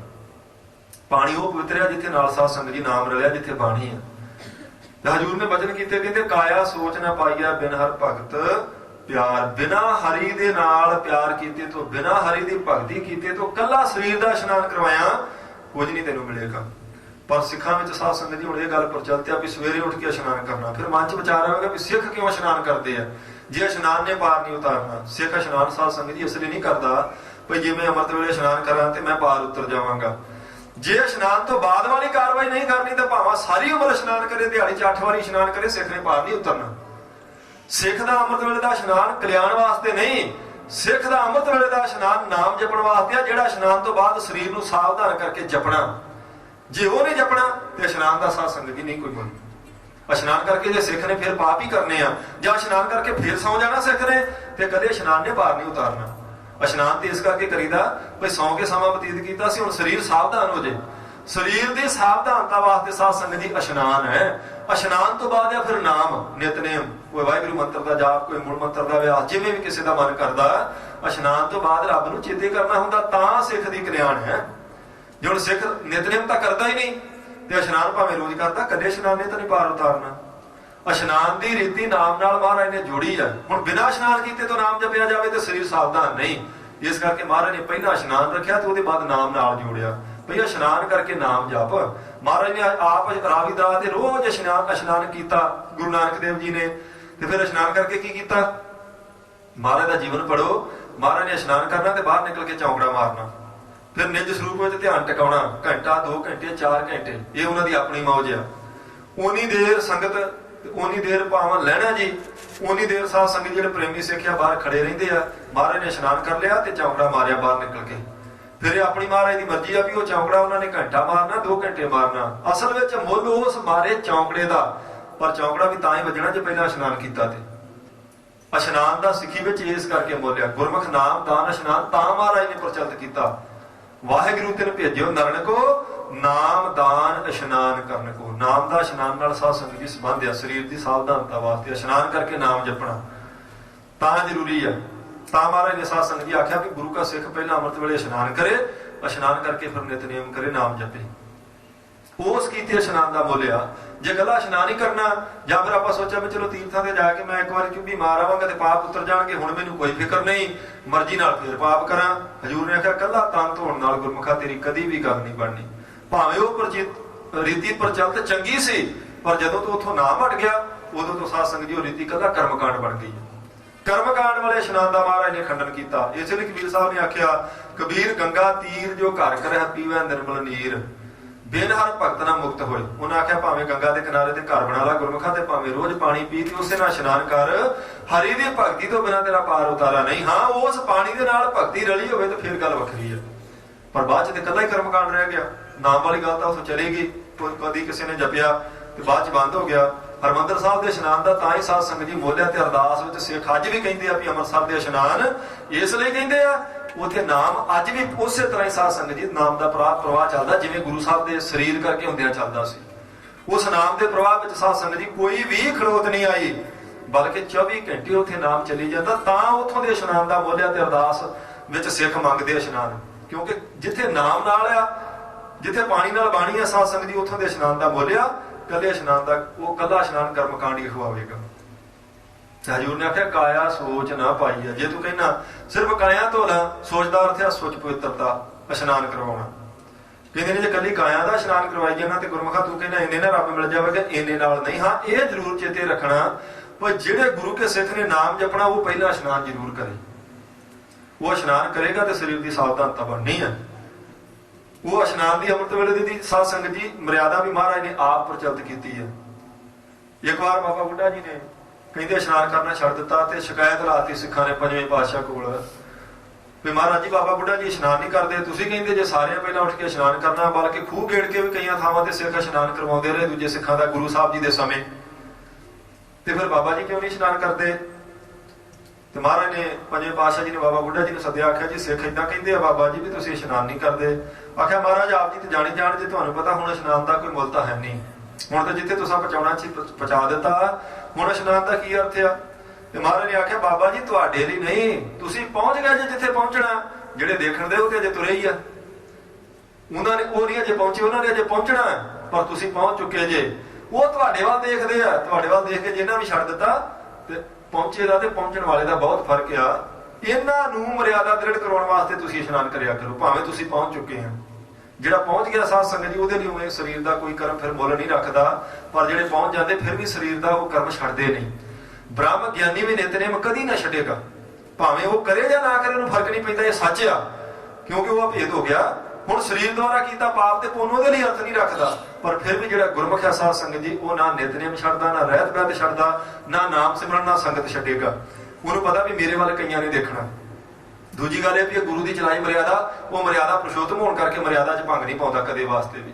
ਆਤਮ ਗਿਆਨੀ ਵੀ ਸਾਧ ਸੰਗਤ ਜੀ ਫਿਰ ਕਦੇ ਜਾਣ ਕੇ ਪਾਪ ਨਹੀਂ ਕਰਦਾ, ਭਾਵੇਂ ਪਾਪ ਪੁੰਨ ਤੋਂ ਨਿਰਲੇਪ ਹੈ, ਪਰ ਉਹਨੇ ਜੀਵਨ ਸਾਧ ਸੰਗਤ ਜੀ ਆਪਣਾ ਐਨ ਸਾਧ ਕੇ ਰੱਖਣਾ, ਜਿੱਦਾਂ ਤੁਰਨ ਵੇਲੇ ਸੀ ਪਹੁੰਚ ਕੇ ਵੀ ਉਦਾਂ ਦਾ ਹੀ ਰੱਖਣਾ, ਕਿਉਂਕਿ ਉਹਦੇ ਜੀਵਨ ਤੋਂ ਕਈਆਂ ਨੇ ਲਾਹਾ ਲੈਣਾ। ਆਖਣਾ ਬਾਬਾ ਜੀ ਆਖਿਆ ਮਹਾਰਾਜ ਤੁਸੀਂ ਇਸ਼ਨਾਨ ਕਰਿਆ ਕਰੋ, ਭਾਵੇਂ ਤੁਹਾਨੂੰ ਲੋੜ ਨਹੀਂ, ਪਰ ਜਿਹੜੇ ਤੁਹਾਡੇ ਵੱਲ ਵੇਂਦੇ ਇਹਨਾਂ ਨੂੰ ਲੋੜ ਆ। ਤੇ ਬਾਬਾ ਜੀ ਨੇ ਫਿਰ ਸ਼ੁਰੂ ਕਰ ਦਿੱਤਾ। ਉਸ ਇਸ਼ਨਾਨ ਦਾ ਸਾਧ ਸੰਗਤ ਜੀ ਮੁੱਲ ਸੀ, ਕਿਉਂਕਿ ਉਸ ਇਸ਼ਨਾਨ ਤੋਂ ਬਾਅਦ ਫਿਰ ਨਾਮ ਦੀ ਪ੍ਰਕਿਰਿਆ ਸ਼ੁਰੂ ਹੋਣੀ ਆ। ਤੇ ਜੇ ਕੱਲਾ ਸਰੀਰ ਧੋਣ ਨੂੰ ਹੀ ਆਪਾਂ ਸਮਝ ਲਈਏ ਵੀ ਰੱਬ ਦੀ ਪ੍ਰਾਪਤੀ, ਫਿਰ ਸਾਧ ਸੰਗਤ ਜੀ ਕੱਲਾ ਸਰੀਰ ਧੋ ਕੇ ਰੱਬ ਦੀ ਪ੍ਰਾਪਤੀ ਕੋਈ ਨਹੀਂ। ਫਿਰ ਤਾਂ ਕਬੀਰ ਸਾਹਿਬ ਦੇ ਬਚਨ ਚੇਤੇ ਕਰਨਗੇ, ਜਲ ਕੇ ਮੱਜਨ ਜੇ ਗਤ ਪਾਵੈ, ਨਿਤ ਨਿਤ ਮੇਂਢਕ ਨਾਵੈ, ਜੈਸੇ ਮੇਂਢਕ ਤੈਸੇ ਓਏ ਨਰ। ਇਹਦੇ ਜੇ ਸਿਰਫ ਪਾਣੀ ਦੀਆਂ ਚੁੱਡੀਆਂ ਮਾਰੀ ਜਾਂਦਾ ਨਾ, ਤੇ ਨਾਮ ਕੋਈ ਨਹੀਂ ਜਪਦਾ, ਕੋਈ ਸੰਗਤ ਨਹੀਂ, ਕੋਈ ਨਿਤਨੇਮ ਨਹੀਂ, ਤੇ ਫਿਰ ਉਹ ਡੱਡੂ ਤੇ ਉਸ ਬੰਦੇ 'ਚ ਕੋਈ ਫਰਕ ਨਹੀਂ ਹੈ। ਡੱਡੂ ਰਹਿੰਦਾ ਹੀ ਪਾਣੀ 'ਚ, ਉਹਦੀ ਕੋਈ ਕਿਰਿਆ ਨੂੰ ਕੋਈ ਬ੍ਰਹਮ ਗਿਆਨ ਨਹੀਂ ਹੋ ਜਾਂਦਾ ਡੱਡੂ ਨੂੰ। ਇਸ਼ਨਾਨ ਤੋਂ ਬਾਅਦ ਜਿਹੜੀ ਕਿਰਿਆ ਚੱਲਣੀ ਮੁੱਲ ਸਾਧ ਸੰਗਤ ਜੀ ਉਹਦਾ, ਕੱਲੇ ਇਸ਼ਨਾਨ ਕੀਤੇ ਦਾ ਨਹੀਂ। ਸੋ ਹਜੂਰ ਨੇ ਬਚਨ ਕੀਤੇ, ਕਾਇਆ ਸੋਚ ਨਾ ਪਾਈਆ ਬਿਨ ਹਰ ਭਗਤ ਨਾ ਪਿਆਰ। ਕਹਿੰਦੇ ਸਿਰਫ ਕਾਇਆ ਨੂੰ ਧੋ ਲੈਣ ਨਾਲ ਪ੍ਰਮਾਤਮਾ ਦੀ ਪ੍ਰਾਪਤੀ ਨਹੀਂ, ਪ੍ਰਮਾਤਮਾ ਦੀ ਪ੍ਰਾਪਤੀ ਹਰੀ ਦੀ ਭਗਤੀ ਕੀਤਿਆਂ ਹੋਵੇਗੀ। ਜਿਹੜਾ ਇਸ਼ਨਾਨ ਤੋਂ ਬਾਅਦ ਕੰਮ ਚੱਲਣਾ ਫਿਰ ਨਾਨਕ ਨਾਮ ਨਾ ਵਿਸਰੈ, ਮੇਲੇ ਗੁਰ ਕਰਤਾਰ। ਤੇ ਸ਼ਬਦ ਦੀ ਸਮਾਪਤੀ ਤੇ ਸਾਧ ਸੰਗਤ ਜੀ ਮਹਾਰਾਜ ਨੇ ਕਿਰਪਾ ਕੀਤੀ, ਨਾਨਕ ਨਾਮ ਨਾ ਵਿਸਰੈ, ਜਿਨ੍ਹਾਂ ਨੂੰ ਨਾਮ ਨਹੀਂ ਵਿਸਰਦਾ, ਮੇਲੇ ਗੁਰ ਕਰਤਾਰ, ਉਹਨਾਂ ਨੂੰ ਗੁਰੂ ਕਰਤਾਰ ਨਾਲ ਮਿਲਾ ਦਿੰਦਾ। ਜਿਨ੍ਹਾਂ ਨੂੰ ਨਾਮ ਭੁੱਲੇ ਨਾ, ਨਾਮ ਨਾ ਵਿਸਰਦਾ ਅਰਥ ਹੈ ਸਾਧ ਸੰਗਤ ਜੀ ਨਾਮ ਚੇਤੇ ਰਹਿਣਾ। ਹੁਣ ਜਿਹਨੂੰ ਆਪਾਂ ਚੇਤੇ ਕਰੀਏ ਉਹਦੇ ਨਾਲ ਸਾਧ ਸੰਗਤ ਜੀ ਪਿਆਰ ਬਣਿਆ ਰਹਿੰਦਾ। ਕਿੰਨਾ ਵੀ ਪਿਆਰ, ਬਲਕਿ ਸਕੇ ਭਰਾ ਵੀ ਹੋਣ ਦੋ, ਤੇ ਜੇ 2-4 ਸਾਲ ਇੱਕ ਭਰਾ ਦੂਜੇ ਭਰਾ ਨੂੰ ਚੇਤੇ ਹੀ ਨਾ ਕਰੇ ਤੇ ਪਿਆਰ ਟੁੱਟ ਜਾਵੇਗਾ। ਜੇ 2-4 ਸਾਲਾਂ ਬਾਅਦ ਚੇਤੇ ਕਰੇ ਵੀ, ਤੇ ਪਹਿਲਾ ਲਾਮਾ ਇਹ ਹੁੰਦਾ ਵੀ ਤੈਨੂੰ 2-4 ਸਾਲ ਹੋ ਗਏ ਮੇਰਾ ਚੇਤਾ ਹੀ ਨਹੀਂ ਆਇਆ, ਉਦੋਂ 4 ਸਾਲਾਂ ਦਾ ਤੂੰ ਕਿੱਥੇ ਸਾਂ। ਇਹਦਾ ਅਰਥ ਹੈ ਵੀ ਚੇਤੇ ਦਾ ਸਾਧ ਸੰਗਤ ਜੀ ਬਹੁਤ ਵੱਡਾ ਮੁੱਲ ਹੈ। ਜੇ ਚੇਤੇ ਰੱਖੀਏ, ਕਿਸੇ ਨੂੰ ਵੀ ਆਪਾਂ ਚੇਤੇ ਕਰੀਏ, ਉਹਨੂੰ ਚੇਤੇ ਰੱਖਾਂਗੇ ਤੇ ਉਹਦੇ ਨਾਲ ਸੰਬੰਧ ਜੁੜਿਆ ਰਹੇਗਾ, ਉਹਦੇ ਨਾਲ ਪਿਆਰ ਬਣਿਆ ਰਹਿੰਦਾ। ਚੇਤੇ ਕਰਕੇ ਇੱਕ ਤਾਰ ਜੁੜਦੀ ਆ, ਜੇ ਚੇਤੇ ਚੋਂ ਵਿਸਰ ਜਾਵੇ ਤੇ ਫਿਰ ਸਾਧ ਸੰਗਤ ਜੀ ਸੰਬੰਧ ਵੀ ਟੁੱਟ ਜਾਂਦਾ। ਜਿਹਦੇ ਨਾਲ ਸੰਬੰਧ ਤੋੜਨਾ ਉਹਨੂੰ ਚੇਤੇ ਕਰਨਾ ਛੱਡ ਦਿਓ, ਸੰਬੰਧ ਆਪਣੇ ਆਪ ਟੁੱਟ ਜਾਏਗਾ। ਜਿਨ੍ਹਾਂ ਨੂੰ ਰੱਬ ਚੇਤੇ ਆ, ਸਮਝ ਲਓ ਉਹਨਾਂ ਦਾ ਸਾਧ ਸੰਗਤ ਜੀ ਸੰਬੰਧ ਪ੍ਰਮਾਤਮਾ ਨਾਲ ਜੁੜਿਆ। ਜਿਨ੍ਹਾਂ ਨੂੰ ਗੁਰੂ ਤੋਂ ਦਿੱਤਾ ਨਾਮ ਚੇਤੇ ਆ, ਉਹ ਨਾਮੀ ਦੇ ਨਾਲ ਸਾਧ ਸੰਗਤ ਜੀ ਜੁੜੇ ਰਹਿੰਦੇ ਆ ਇਸੇ ਨਾਮ ਕਰਕੇ। ਤੇ ਜਿਨ੍ਹਾਂ ਨੂੰ ਉਹ ਭੁੱਲਦਾ ਹੀ ਨਹੀਂ, ਜਿਨ੍ਹਾਂ ਨੂੰ ਹਰ ਵੇਲੇ ਚੇਤੇ ਆ, ਉਹਨਾਂ ਦਾ ਮਿਲਾਪ ਹੀ ਪ੍ਰਮਾਤਮਾ ਨਾਲ ਆ। ਨਾਨਕ ਨਾਮ ਨਾ ਵਿਸਰੈ, ਜਿਨ੍ਹਾਂ ਨੂੰ ਨਾਮ ਨਹੀਂ ਵਿਸਰਦਾ, ਮੇਲੇ ਗੁਰ, ਮਿਲਾਵੇਗਾ ਗੁਰੂ ਹੀ, ਮਿਲਾਵੇਗਾ ਕਿਹਦੇ ਨਾਲ? ਕਰਤਾਰ। ਕਰਤਾਰ ਨਾਲ ਗੁਰੂ ਸਾਹਿਬ ਮਿਲਾ ਦੇਣਗੇ ਉਹਨਾਂ ਨੂੰ ਜਿਨ੍ਹਾਂ ਨੂੰ ਨਾਮ ਨਹੀਂ ਵਿਸਰਦਾ। ਤਾਂ ਹੀ ਅਰਦਾਸ ਕਰੀਦੀ ਨਾ, ਮਹਾਰਾਜ ਸਾਡੇ ਤੇ ਕਿਰਪਾ ਕਰੋ, ਵਿਸਰਨਾ ਹੀ ਦਾਤਾਰ ਆਪਣਾ ਨਾਮ ਦੇਹੋ। ਮਹਾਰਾਜ ਤੁਸੀਂ ਵਿਸਰਿਓ ਨਾ, ਤੁਹਾਡਾ ਨਾਮ ਸਾਨੂੰ ਭੁੱਲੇ ਨਾ। ਗੁਰਾ ਇੱਕ ਦੇਹ ਬੁਝਾਈ, ਸਭਨਾ ਜੀਆਂ ਕਾ ਇੱਕ ਦਾਤਾ, ਸੋ ਮੈਂ ਵਿਸਰ ਨਾ ਜਾਈ। ਉਹ ਮੈਨੂੰ ਵਿਸਰੇ ਨਾ, ਬਸ ਮਹਾਰਾਜ ਭੁੱਲੇ ਨਾ। ਇੰਨੀ ਮੇਰੇ ਤੇ ਕਿਰਪਾ ਰੱਖਣੀ ਵੀ ਤੁਹਾਡੀ ਯਾਦ ਬਣੀ ਰਹੇ, ਤੇ ਉਸ ਯਾਦ ਕਰਕੇ ਮੈਂ ਤੁਹਾਡੇ ਨਾਲ ਜੁੜਿਆ ਰਹਾਂ। ਉਹ ਚੇਤਾ ਜਿਹੜਾ ਤੁਹਾਡੇ ਨਾਲ ਮੈਨੂੰ ਜੋੜੀ ਰੱਖੇਗਾ। ਚੇਤਾ ਭੁੱਲ ਗਿਆ ਫਿਰ ਕੋਈ ਸੰਬੰਧ ਨਹੀਂ ਰਹਿ ਜਾਏਗਾ। ਜਿਨ੍ਹਾਂ ਨੂੰ ਰੱਬ ਚੇਤੇ ਆ, ਧੰਨ ਗੁਰੂ ਨਾਨਕ ਦੇਵ ਮਹਾਰਾਜ ਦੇ ਬਚਨ ਉਹ ਕਹਿੰਦੇ ਨੇ, ਗੁਰਮੁਖ ਉਹਨਾਂ ਨੂੰ ਗੁਰੂ ਪ੍ਰਮਾਤਮਾ ਨਾਲ ਜ਼ਰੂਰ ਮਿਲਾ ਦੇਗਾ। ਇਹ ਗੁਰੂ ਦਾ ਸੁਭਾਅ, ਇਹ ਗੁਰੂ ਸਾਹਿਬ ਦਾ ਬਿਰਦ ਹੈ। ਇੱਥੇ ਸਾਧ ਸੰਗਤ ਜੀ ਸ਼ਬਦ ਦੀ ਸੰਪੂਰਨਤਾ ਹੋਈ, ਸਮਾਂ ਵੀ ਸਮਾਪਤ ਹੋਇਆ। ਬਹੁਤ ਸਾਰੀਆਂ ਭੁੱਲਾਂ ਵਿਚਾਰ ਕਰਦਿਆਂ ਹੁੰਦੀਆਂ ਹੋਈਆਂ, ਭੁੱਲਾਂ ਚੁੱਕਾਂ ਦੀ ਸੰਗਤ ਨੇ ਖਿਮਾ ਬਖਸ਼ਣੀ ਜੀ। ਇਹ ਜ਼ਰੂਰ ਆਸ਼ੀਰਵਾਦ ਦੇਣਾ ਵੀ ਸਾਧ ਸੰਗਤ ਜੀ ਰੱਬ ਚੇਤੇ ਰਹੇ, ਤੁਹਾਨੂੰ ਮੈਨੂੰ ਸਾਰਿਆਂ ਨੂੰ ਹੀ ਰੱਬ ਦੇ ਚੇਤੇ ਰਹਿਣ ਕਰਕੇ ਸਾਡਾ ਭਲਾ ਹੈ। ਵਾਹਿਗੁਰੂ ਜੀ ਕਾ ਖਾਲਸਾ।